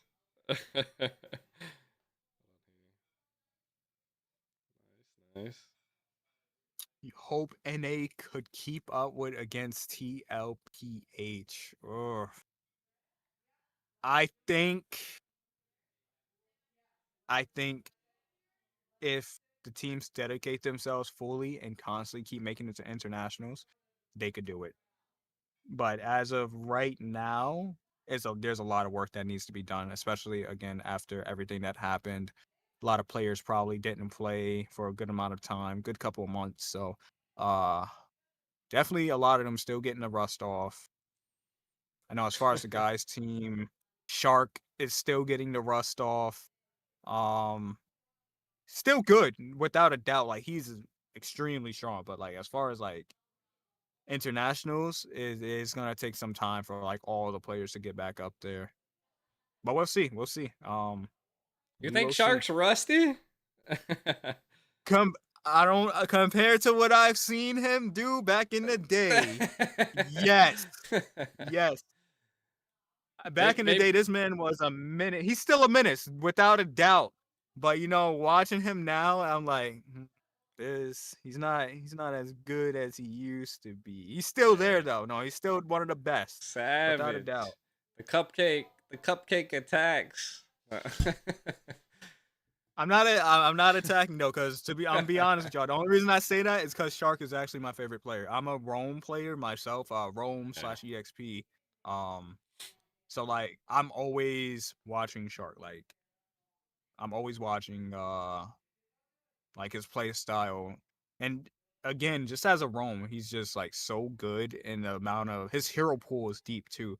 Um Oh yeah.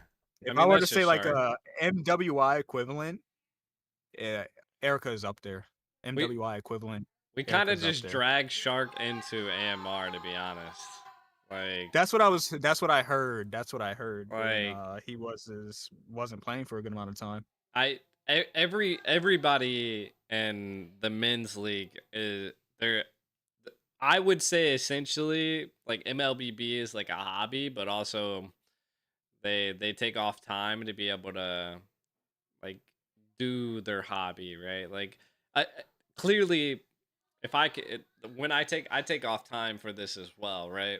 And like going to ENC or going to MWI or going to MSC, like any of that stuff would require me to take time off, and to be allowed to take time off. Same thing goes for the guys, right? Like it's sometimes a matter if you lose your job or not, just because it's a matter of the sport aspect of things. So everybody's working, everybody's grinding, everybody's trying to I mean just secure a trophy, dude. Like if we I don't know what we have to do in the international stage to like secure more like support. I feel like that's like the biggest aspect. Like we'd all love to be the best we could possibly be and secure like support, because like I feel like that's gonna make it or break it when it comes to these games. And it looks like, hey, like I said, Gen G versus GMX Vexens is up next. I'm actually pretty excited to see this, right? Because you got Ashley, I think it's Arya, right? Arya, Sayori, Tiramisu, I believe it's Tiramisu.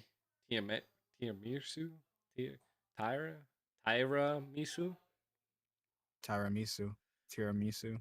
Tiramisu. I don't know. We'll call him Misu. We're just calling Misu for now.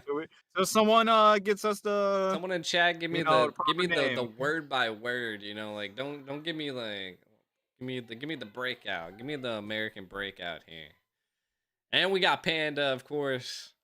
So Panda. Every time I see her play, I have to say that, because she is a menace. I believe she's the one that started the whole scary carry thing. Scary carry. Yeah, it all started with Panda. So yeah, we've definitely seen these players on Gen G before. We've seen them play. We know that they can be a force to be reckoned with. Oh, but on the side of GMX, we got Moon Pie.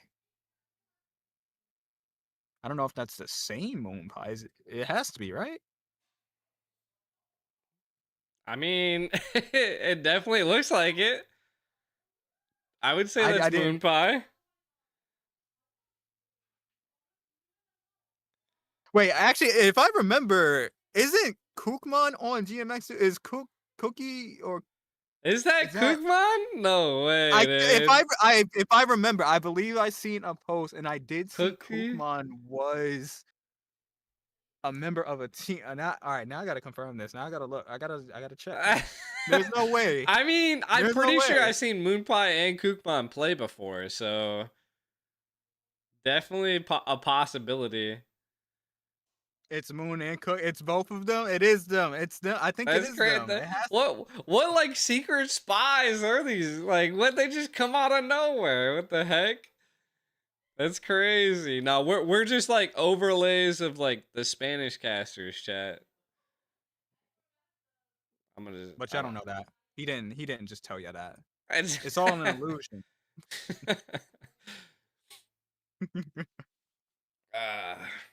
Kookman, hopefully in the coming days at least, because again, I did talk to Leia, so possibly I might be able to put like a like a English side of the stream like officially together. We'll see though.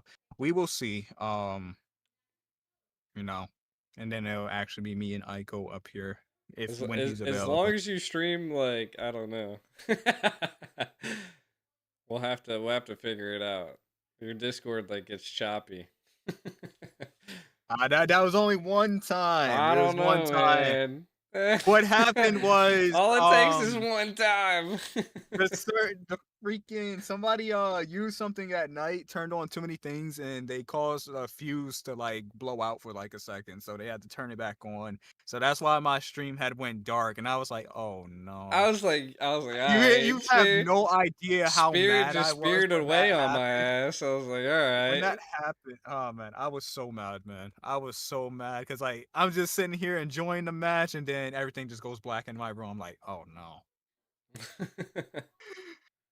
All right, but let's look at this draft. The Freya actually gets through, and Panda is on it. Sayori on this Eve, and we got Arya on the glue. So this is actually looking like a really strong draft from Genji already.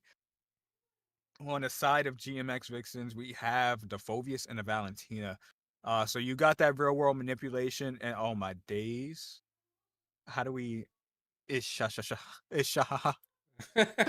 Oh man, Isha. You said it like perfect. I don't even think I could like. I don't think I can replicate that. Isha. When you watch One Piece, you know you get used to all these weird laughs. So you know, you just treat it like a One Piece laugh. You'll be fine. Isha. Oh man. But we do pick up this Moskov. Looks like it's gonna be in the hands of Kukma. I still gotta confirm if this is. Do we have like 100% confirmation that this is actually it has to Moonpie be, and right? I Kukman? mean, I would say so. All right, we do have 100% confirmation. I would say so. I mean, it has to be. I mean, I did say we did see Kukman playing a bit more lately all of a sudden, so you know, this could be the reason why. It's her. It's her. All right. So both of these teams could be powerhouses, honestly. We've seen Moonpie play before, and I don't think we've seen Kukman play competitively, but she I doesn't think she do bad. played in the last MWI. Did she? Yeah, I'm pretty sure. I think Moonpie did too. I think they were under I don't know what team. It's been a while, but I'm pretty sure Moonpie had like a team. RQ already played where you can like rewind and watch some of the matches. We're on round 2. I don't spoiler alert, Jesus Christ. Bleep bleep bleep bleep bleep. They lost, you know. It was a complete stomp out, unfortunately. You know. Yeah, I mean, again, I think we'll have to see kind of how this lays out, right? Picking up the Valentina. The Valentina, I think, is like a good counter to be able to utilize the real world manipulation. The Moskov, definitely, I think maybe to keep Panda at bay. Again, most of these heroes are very like backlinedy though, so we could see. I mean, we're gonna need to see some tankier heroes from GMX right now. For sure, you do have that Phobius to counter out Panda, as well as the Moskov with the knockback. So you know you got some answers for Panda. You got some answers for Panda, but you definitely still need that front line to actually hold down this Freya. You know, whenever you see a hero that's a melee hero and that uses basic attacks, my answer is always crowd control. Just hinder them as much as possible, create space, allow your team, your backline to, you know, be able to shred them or burst them, whichever one comes first. We'll have to see. We'll have to see. I just I sent some gifteds to the chat, so congrats to people that got the 10 gifted memberships. Much love to everybody tuning in and the support that you give to MWI and to North America in general. This game isn't live on the NA channel. I'm not ultimately sure. I thought this would have actually had like an NA tournament, like official casters. I'm not sure. But It does not. Again, give a round of applause for Cupcake, you know? Not I'm just joking. This True Spirit, definitely check him out. He streams on Twitch all the time, so hit him up. He'll probably be taking on some of the streaming for North America. Hopefully, I probably can't stream it all, so definitely check him out. Well, I brought him into the stream like literally last minute, so big shout out to him to just be able to sit in with us and you know, not be alone, you know, with the chat. Of course, man. Gotta help you out where I can, you know, support the ladies too. So today y'all can call me True Cupcake, you know, not True Spirit, we're True Cupcake today. But hopefully in the coming days it'll be back to True Spirit. But yeah, if everything works out, I'll be taking over a bit of the streaming. But we still gotta get confirmation of that. We'll see though. We'll see how it works out. But we do pick up the Khalid on Ashley. And we've seen Ashley do good in this realm before. The Julian lock-in. Okay, all right. This is gonna be an interesting match. You got Moon Pie on this Grok, so you got that you know, you got that setter to keep Panda at bay. I don't know who Misu is. I don't know who that is, to be honest. I don't know if that's like Leomord. I think it might be. I never seen that skin. Oh yeah, it is Leomord. Okay, it's Leomord. Hold on. I got scrims to set up here. Yeah, the side of Gen G looking really divey. But GMX Vixens do have the possibility to counter. They have the crowd control as well as like escape options to prevent dives from happening. When it comes down to this early game though, I feel like Gen G has a bit more of the advantage. Oh, a lot of damage button put onto Isha already, and that's first blood. Oh shit! We're in the middle of the screen. Oh. What just happened? Not even 40 seconds in. Oh god, 40 Panda? seconds in. Two kills? Who? Panda got a kill too. No way. I didn't even, that was off screen then. That was completely off. Who died? Literally 30 seconds. I mean, how did Julian die so fast? How did that happen? I was too busy setting up scrims. No, definitely Panda's kill was off screen without a doubt. But I seen it pop up in the middle of the screen.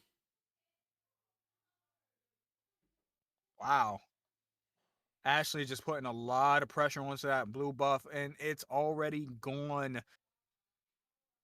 Caster's curse. I said GMX Vixens might have a little bit of something, and they are looking bad right now.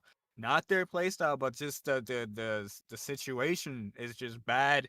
I don't even know how to say their name. Let's just say ML is ML is level 2. I mean, again, two kills in the very first like 40 seconds is pretty crazy. Ashley a little bit on the sticky side, but again, I mean that's what the Khalid excels at here. I feel like what we really gotta watch out is like I want to know like if the imports are actually imported, right? Like are they playing top tier? They find yet another kill. GGs. Real world manipulate. Do they catch all 3? No way to get all 3 of these kills. Yo. All right, okay. Panda is gonna. I feel like Panda could have jumped into that and got all. Oh wait, GGs. Misu on the backside. Oh, Ashley taking down low. That's gonna be another 3 kills picked up. by Gen G, making it look easy right now. I mean, that was like crazy. I mean, you could just see like that was good macro, right? Trading blows on the tower, Ashley going in, secured a couple blasts on the tower, and then the jungle coming in, Panda able to secure another solo kill into the top lane. 7-0. This is quick right It's now. not looking great at all. Early game completely going out of Vixen's favor right now. It's kind of looking like a repeat of the last match in the last series. Just get that early game, take their buffs, and now they're forced out of their jungle at every turn. ML only level 3, while Misu is already level 7. It's a 3 level gap now, and as they just got their level 4. It's a 3 level gap. Already 4K ahead. It's not even a 4-minute mark. 4K ahead. Definitely huge, right? First turtle is just coming up in 11 seconds, which is insane at this point. Panda just going nuts. Not able to take every tower shot that you'd possibly want here, but putting oh my god, is it 1v3? The flicker comes out, the towers hit him. No, they didn't pressure down Panda. Low. Yo, why did Moonpie just allow that? Possibly just a bad game for GMX Vixens. To recall spam is out. The disrespect is there. Not like this. Not like this. Game number 1 between Gen G and GMX Vixens, and it's already looking pretty bad. Oh yeah. I mean, look at this. Cookmon just caught out yet again. Can't catch a breather. The rotation's just not in Cookmon's favor. Even tried rotating to the other side of the map to, possibly press and get some towers. Not even possible. I mean, this is what kind of happens when you let a Freya through, right? The pressure is just too much. You have the Moskov, you have the knockback, the recall spam coming out from Ashley once again. The disrespect is showing. Oh man. It happens. It happens to the best of them, right? Like, if they can come back, they're gonna have to secure like a solid shutdown and do something. But right now, they're kind of just twiddling their thumbs into the mid tower right now. The Julian not really able to do anything here. The rough waves might come out to dive onto Kookmon. And unable. Just baiting them. Unable to pick up the kill, but the presence is there.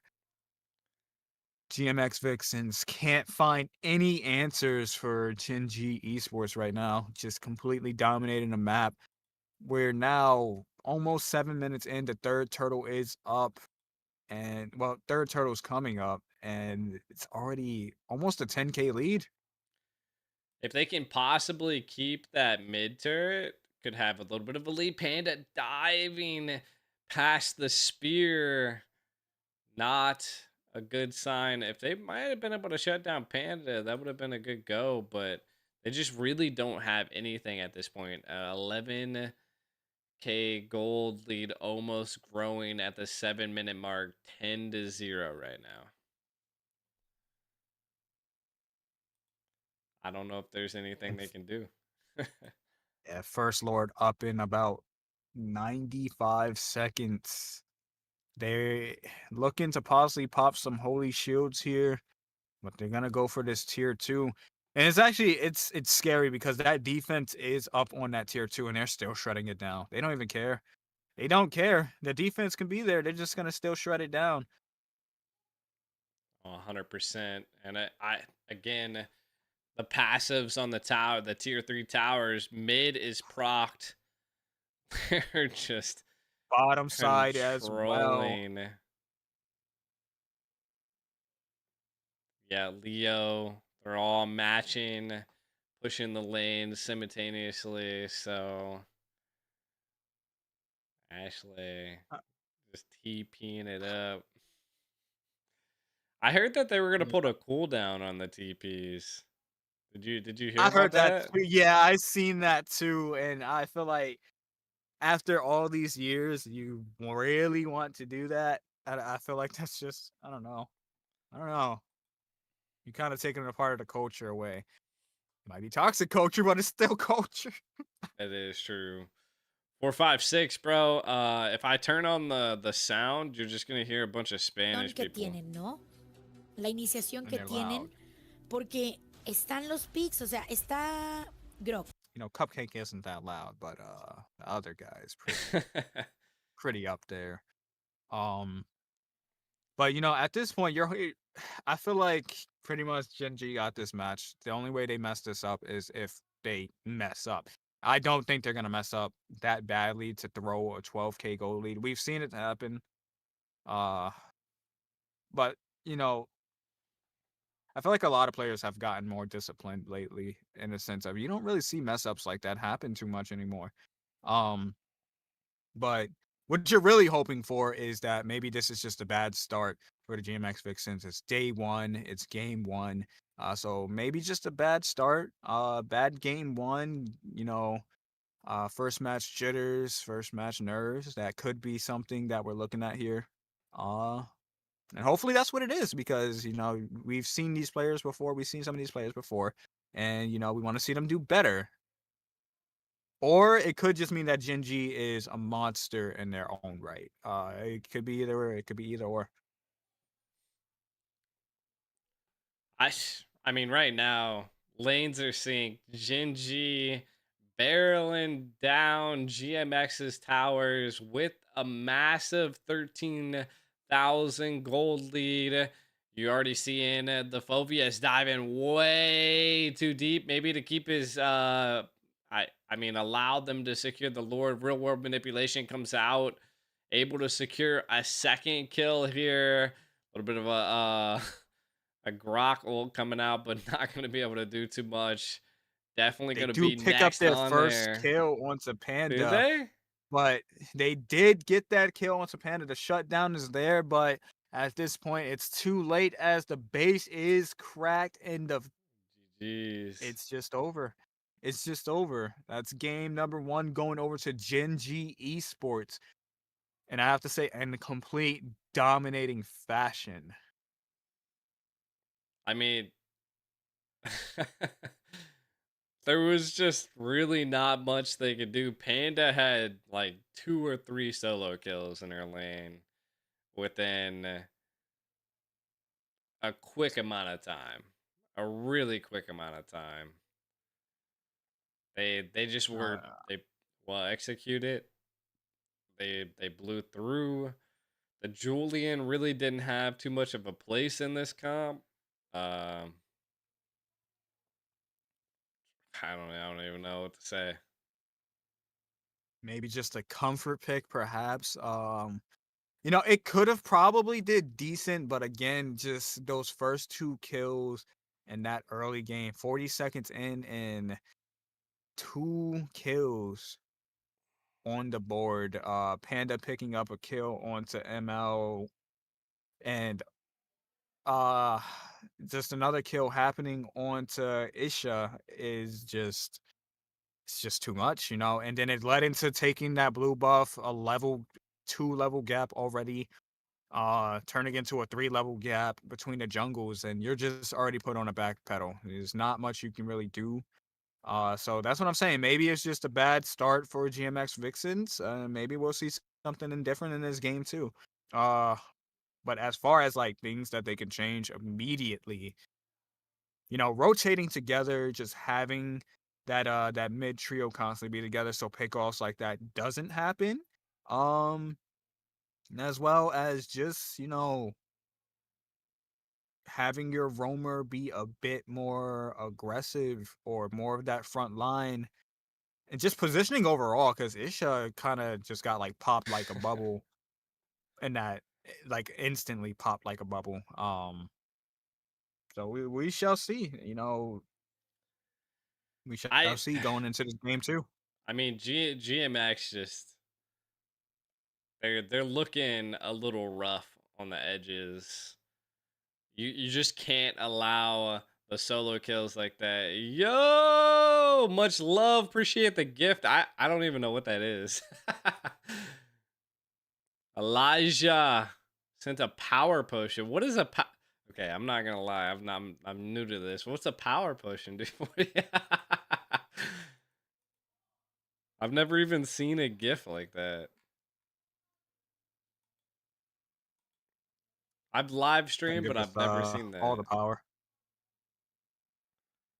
It gives you the power to flex with maximum ability. Oh, we gotta assume the position. Oh, it's a currency on YouTube. I got buffed with a power potion, dude. I don't even know what to do with it. I guess I'm being powered up, chat. Nah. I need that power. I've been up since like 7 a.m. So shit, I need turn that into a Red Bull and we might be alright. Hit some of these in the chat,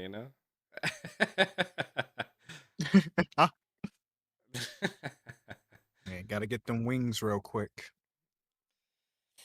Hey. I've been like building a pool in my backyard and everything, so it's been a long time, Very tiresome, And I cooked like 9 steaks, you know what I'm saying? It's been a long day. Man stays busy. Chefing it up, building a pool, running tourneys. Managing teams. Man is doing everything.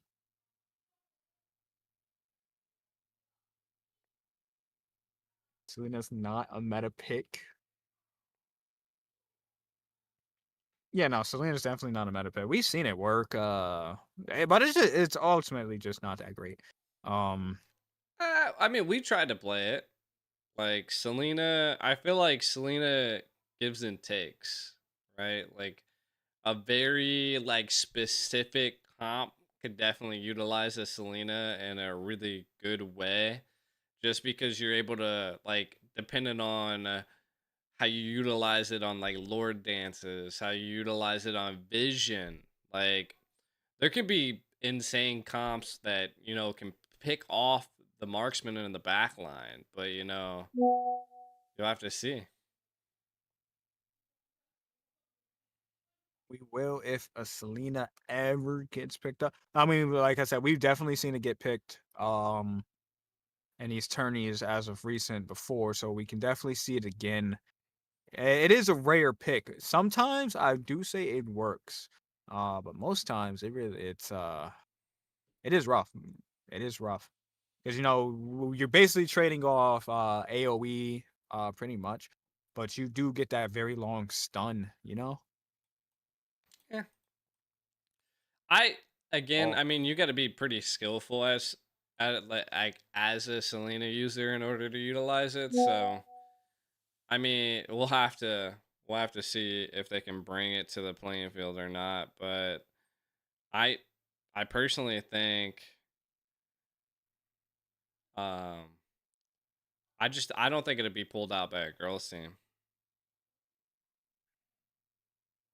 Yeah. All right, that's fair. I can see that happening.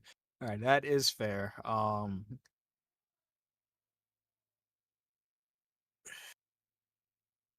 Yeah, that's fair. I had to think about that. I was trying to think of like all the mage players that I know so far, and like what their picks normally are, and it really does kind of rotate around, you know, the meta, which is really just Eve, Jushin, Zetian. Yeah, I mean, Yeah, that's pretty much. Yiv is either immediate pick or ban. I can't believe if Freya was let like loose in the very first part of it, right? Like Harley, Freya, Marcel, I feel like is a hit or miss, but it can be a viable pick utilized in the right hands. But I 100% agree with the Harley and the Freya. Mhm. I don't know what the map type was here, but I'm guessing they banned out the Hilda because maybe it's like a bush map right now. Could be. If it is the bush map, definitely want to get rid of that Hilda, as it does open up a lot of opportunity for her. But definitely banning out the Marshall. I agree with the hit or miss. Because if it is utilized right and with the right draft, and now we've seen even more combinations that it works with: Guinevere, Charizla, Kimmy, Beatrix, and even more. I can't think of anybody at the current moment. Yi Sun Shin, like it works with a lot of heroes. So banning it out is actually, I see it as valid, but for sure they do get rid of that Freya. They don't want to. They don't want that to happen again. What I don't like though is that they picked up that Hera first while the Phoveus was open, so you kind of, and not just the Phoveus, but the Phoveus Come on, Gwen buddy. combination. Lay down.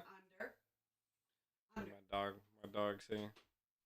The pupper. Oh.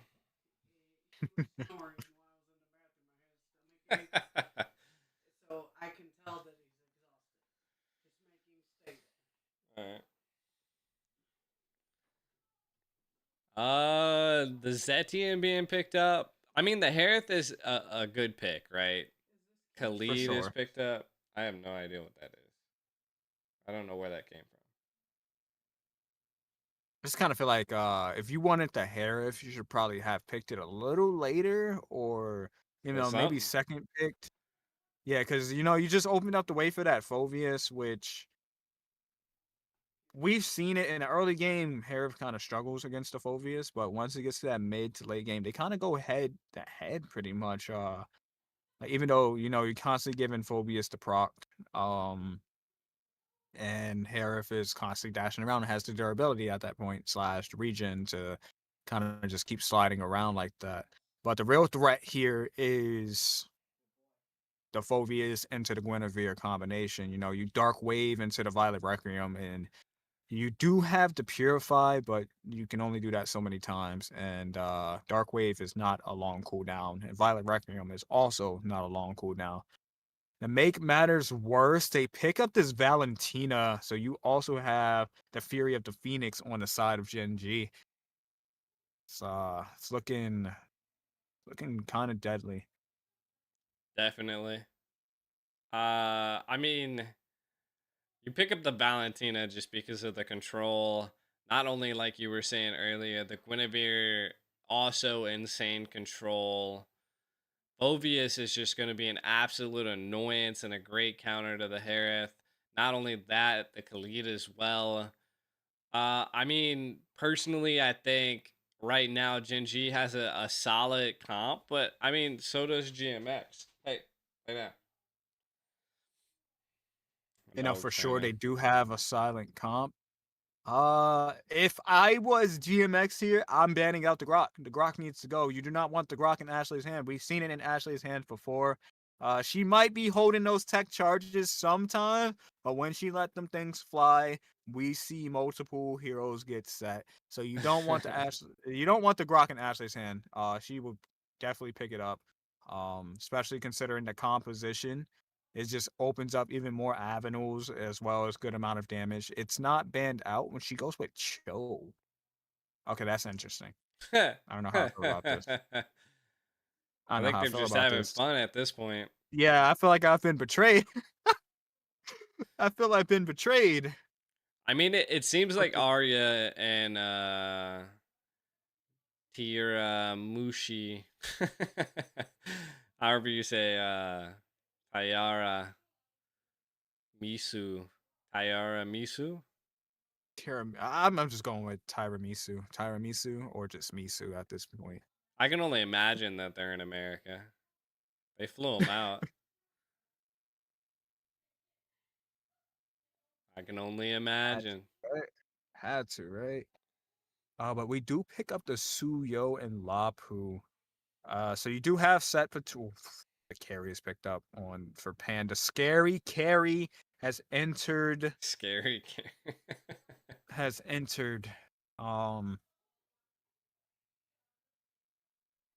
It could go both ways, but I'm gonna be completely honest with you guys. I don't know. It depends how Ashley plays this Cho. I've never seen her use Cho, so probably looking to get some practice. Probably looking to get some practice right now. I just noticed on the stream there's 2 cupcakes.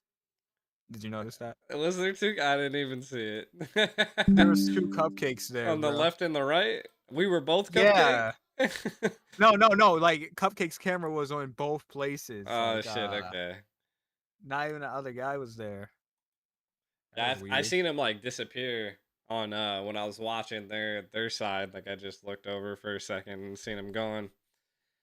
Yeah, I mean this game we're gonna have to see, right? I feel like the Cho is definitely, I wouldn't say a troll pick just because Cho is definitely strong. But also Cho's a hero that you have to be very particular at to be able to land what you need to do and to do what you need to do. So I feel like they picked it to be flashy, you know, not trolly, to be flashy. I feel like is a good word behind that.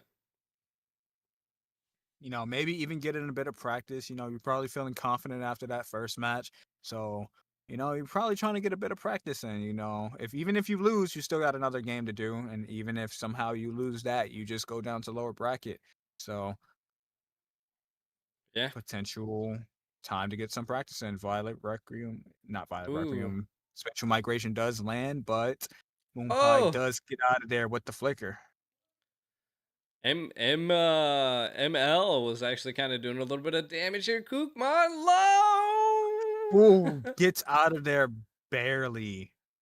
Hey. You know, definitely, if you're Kookman, you do not want to be challenging like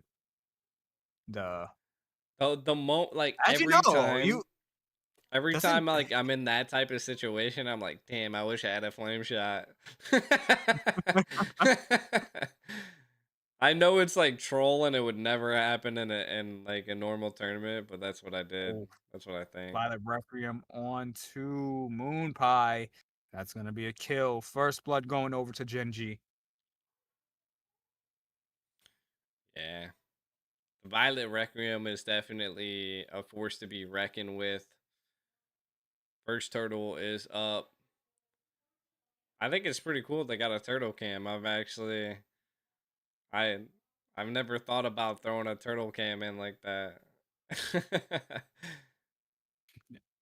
think they also got one for the Lord, but it's not the current Lord. It's like the previous one. But no, it's really cool to see these overlays get used. They pick up another kill onto ML. A kill onto the jungle this early, you don't want to see. They're looking for a kill onto Binari, but they're not going to commit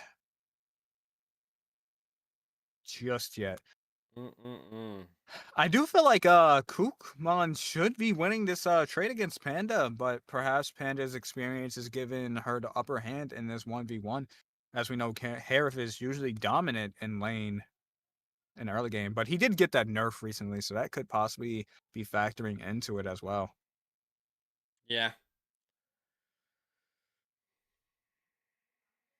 I think right now we're just seeing that Genji just has like complete control over the map. Like even though it's like a 0-2 game, like they've just stolen so much from GMX.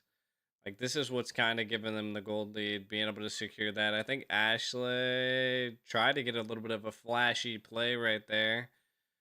nothing too much. Turtle and 40. So they're looking to set up on the bottom side. Panda? I mean, she's not soloing Kookmon this time, so.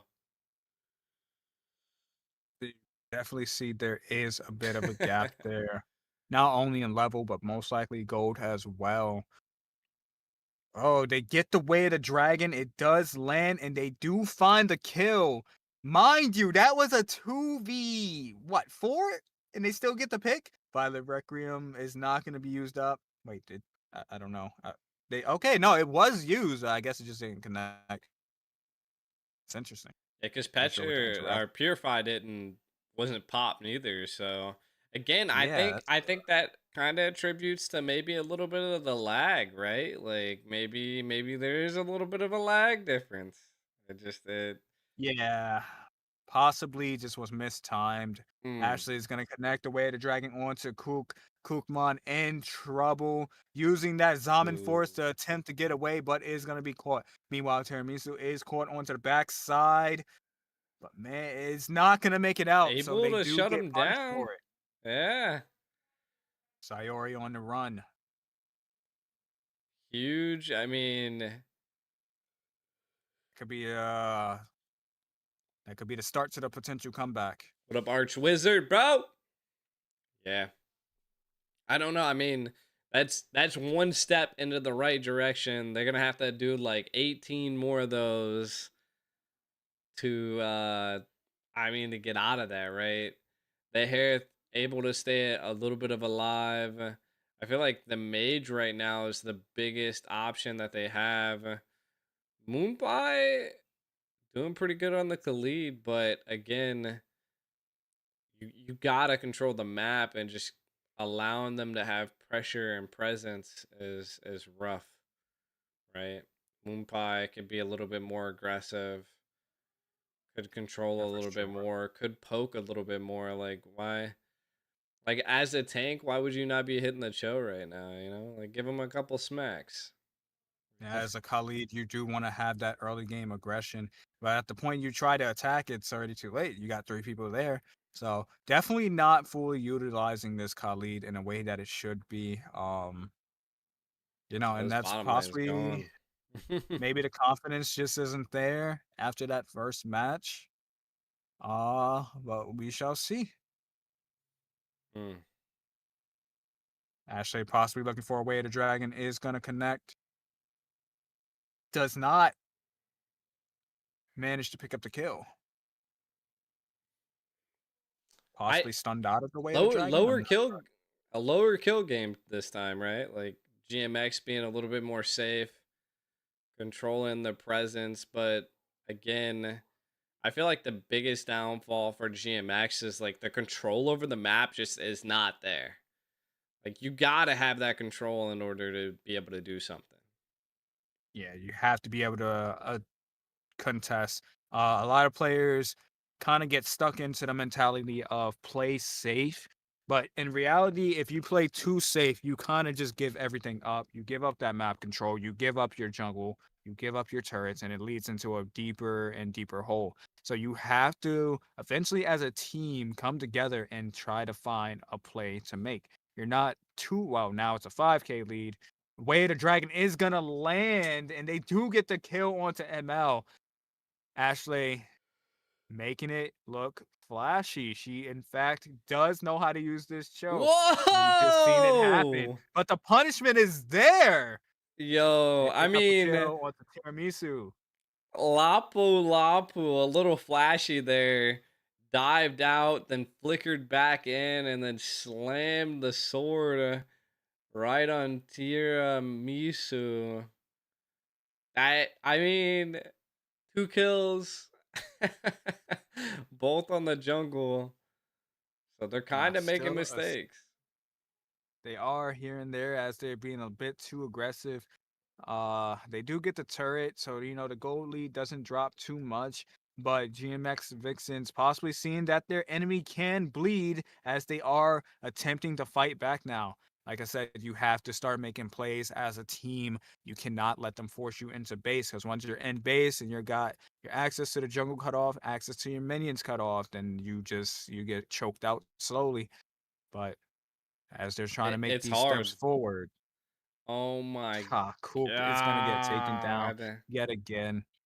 I want to say that does come down to Moonpie just like not being that front line right now. Like if you're ADC trying to help protect, then as a team you should possibly be moving over to, help protect that turret. Can't just let your ADC just be there by itself. So yeah, the sense of control really is kind of lacking. And I feel like a lot of these deaths for Kukman just comes from like attempting to defend something and just not having the backup that from your team. Perhaps miscommunication or just different play styles. I mean, everything isn't it defendable for happens. sure, but yeah. It happens. Panda Everything is 5-0-1. Like if they're able to shut down and get a little bit of a play on a Panda, ooh, a little bit of a set here. Sandstorm followed by Fury of the Phoenix. Way of the Dragon into the enemy's tower, though. So able 2 to get for 1 so far. Isha taken down low is gonna get away, but unfortunately, Lord is still marching on this top side as the Holy Shield is gonna pop, but they are gonna put a bit of damage onto this turret. Lord is gonna go down. Turret's gonna stand for now. Yeah, that's first Lord in the box. Super minions not able to do too much here. I mean, but it definitely opened up the way. It does. I mean, 7K. If they're able to maybe get another pick, maybe they'll have a little bit of a advantage to do something here, right? But again, they just can't get baited by Ashley. Jesus. Moonpie just is taking so much damage from just magical. It's crazy. They're just kind of letting them come up. Nobody's able to pill at the minions. Like, Panda's just going nuts on a tower. Yeah. This is kind of what I mean. Is like when you opt to make no plays, you kind of just give up everything. Now you just lost your inhibitor, and there's not really much you can do. You're just waiting for a mistake to happen from Gen G Esports, and by doing that, you're just kind of allowing them to pretty much do what they want. And they pick up 3 kills right there, without a doubt. And it looks like they're gonna possibly focus down on this mid turret. Only 2 members of GMX Vixen standing. Looks like they're gonna reset for now. Yeah. So a little bit of breathing room, but not much. I mean, next Lord in 30 seconds. They're playing disciplined. Definitely seen a discipline come out from the side of Shinji. They could have potentially tried to force that, but they know Lord is coming up. They know they have the advantage. And based off the playstyle, they see that GMX Vixens most likely will not contest this Lord. So they're feeling confident in being able to take it. Yeah, they're controlling mid bush, which is good. They can bait out GMX at this point. If they bait out GMX, they're able to secure 1 pick. They could completely collapse on GMX at this point. So do they fight for the Lord? Do they not? I mean, they really ultimately have to make that decision. Sending the Harith and the Zeti into the bot lane's a little weird. Possibly, as they know they can't contest, they're trying to get as much gold onto their ADC as possible. Trying to get Kukman online to be able to dish out some of this damage. What I do want to say I do love from the side of GMX Vixens is that they did not clear that bottom lane. Potentially trying to force it to unsync, but looks like the Gen G did it right anyways. They still managed to get each wave in sync. Lord's going to be a little early, but that's okay. You still have super minions, and you're still attacking towers. The bot lane pressure definitely is going to hold them up a little bit. Violet Requiem comes out. A little bit of a wave of dragon into the back line. A flicker comes out. Ashley not able to secure it, but be able to bait and wait. The base Cool. might be going down. Violet Requiem was just used and just got used again. Are we looking at a fleeting GGs. time, perhaps? That's going to be game number 2 for GGs. Gen G. They Crazy. just made it look easy. I wouldn't be surprised if I seen a fleeting time one at Guinevere. I don't know. I feel like that Violet Requiem came up pretty quickly. It definitely did. It definitely did. Let's see. Nope. No fleeting time. Just they had a cooldown boost though. Cooldown, yeah. I don't know if that would absolutely give that to you, but I mean, her passive is like each time she uses her first skill, I think it reduces the cooldown a little by like a second. So, you know, enough of those and you'll get it back up. But I felt like that was pretty quick too, regardless. definitely. 100%. I thought that was like maybe 5 to 8 seconds. Like, I swear she just launched. Yeah, it was pretty quick. It was pretty quick. And you know, I thought maybe it was the Valentina, but the Valentina was on the same team, so I was like, what happened? Yeah, that is interesting.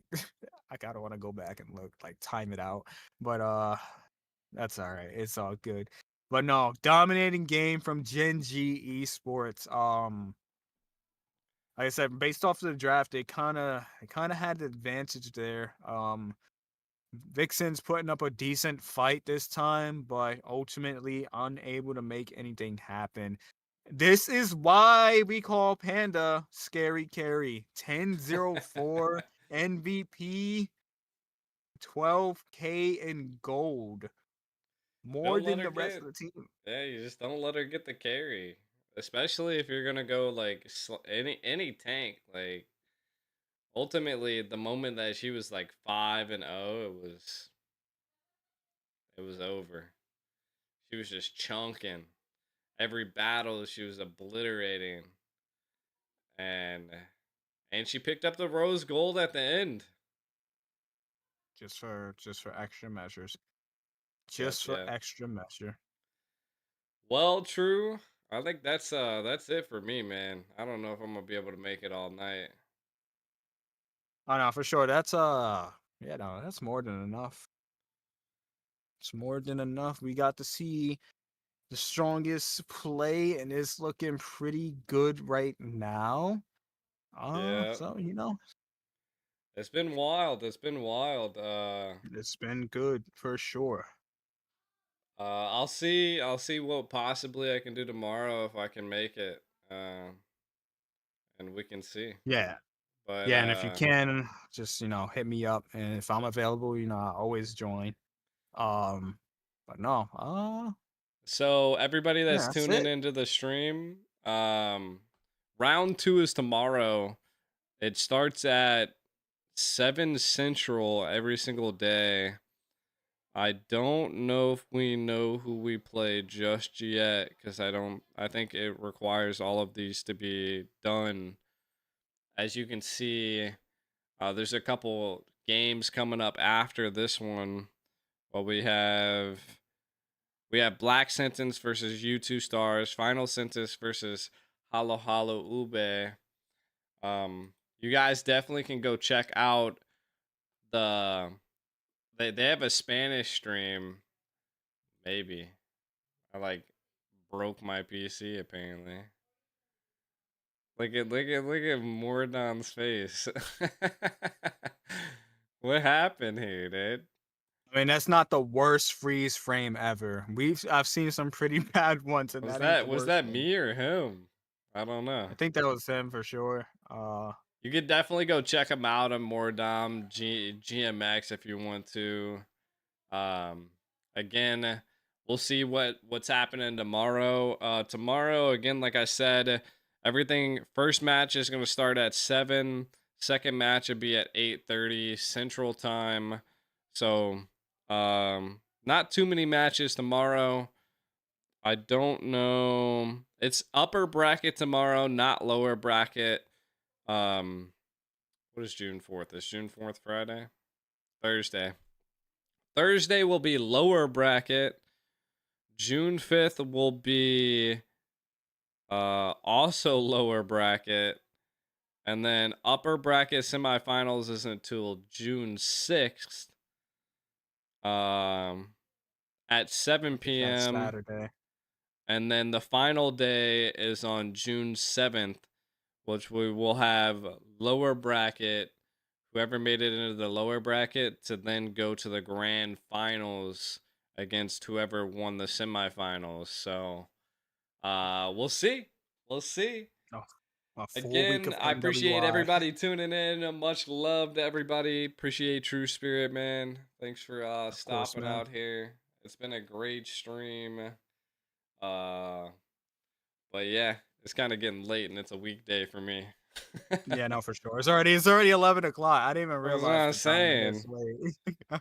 It's so but late. no, it's been good. It's been fun. Thanks for having me for sure. All right, guys. GG's. Much love. See you next time. At the next lads. MWI.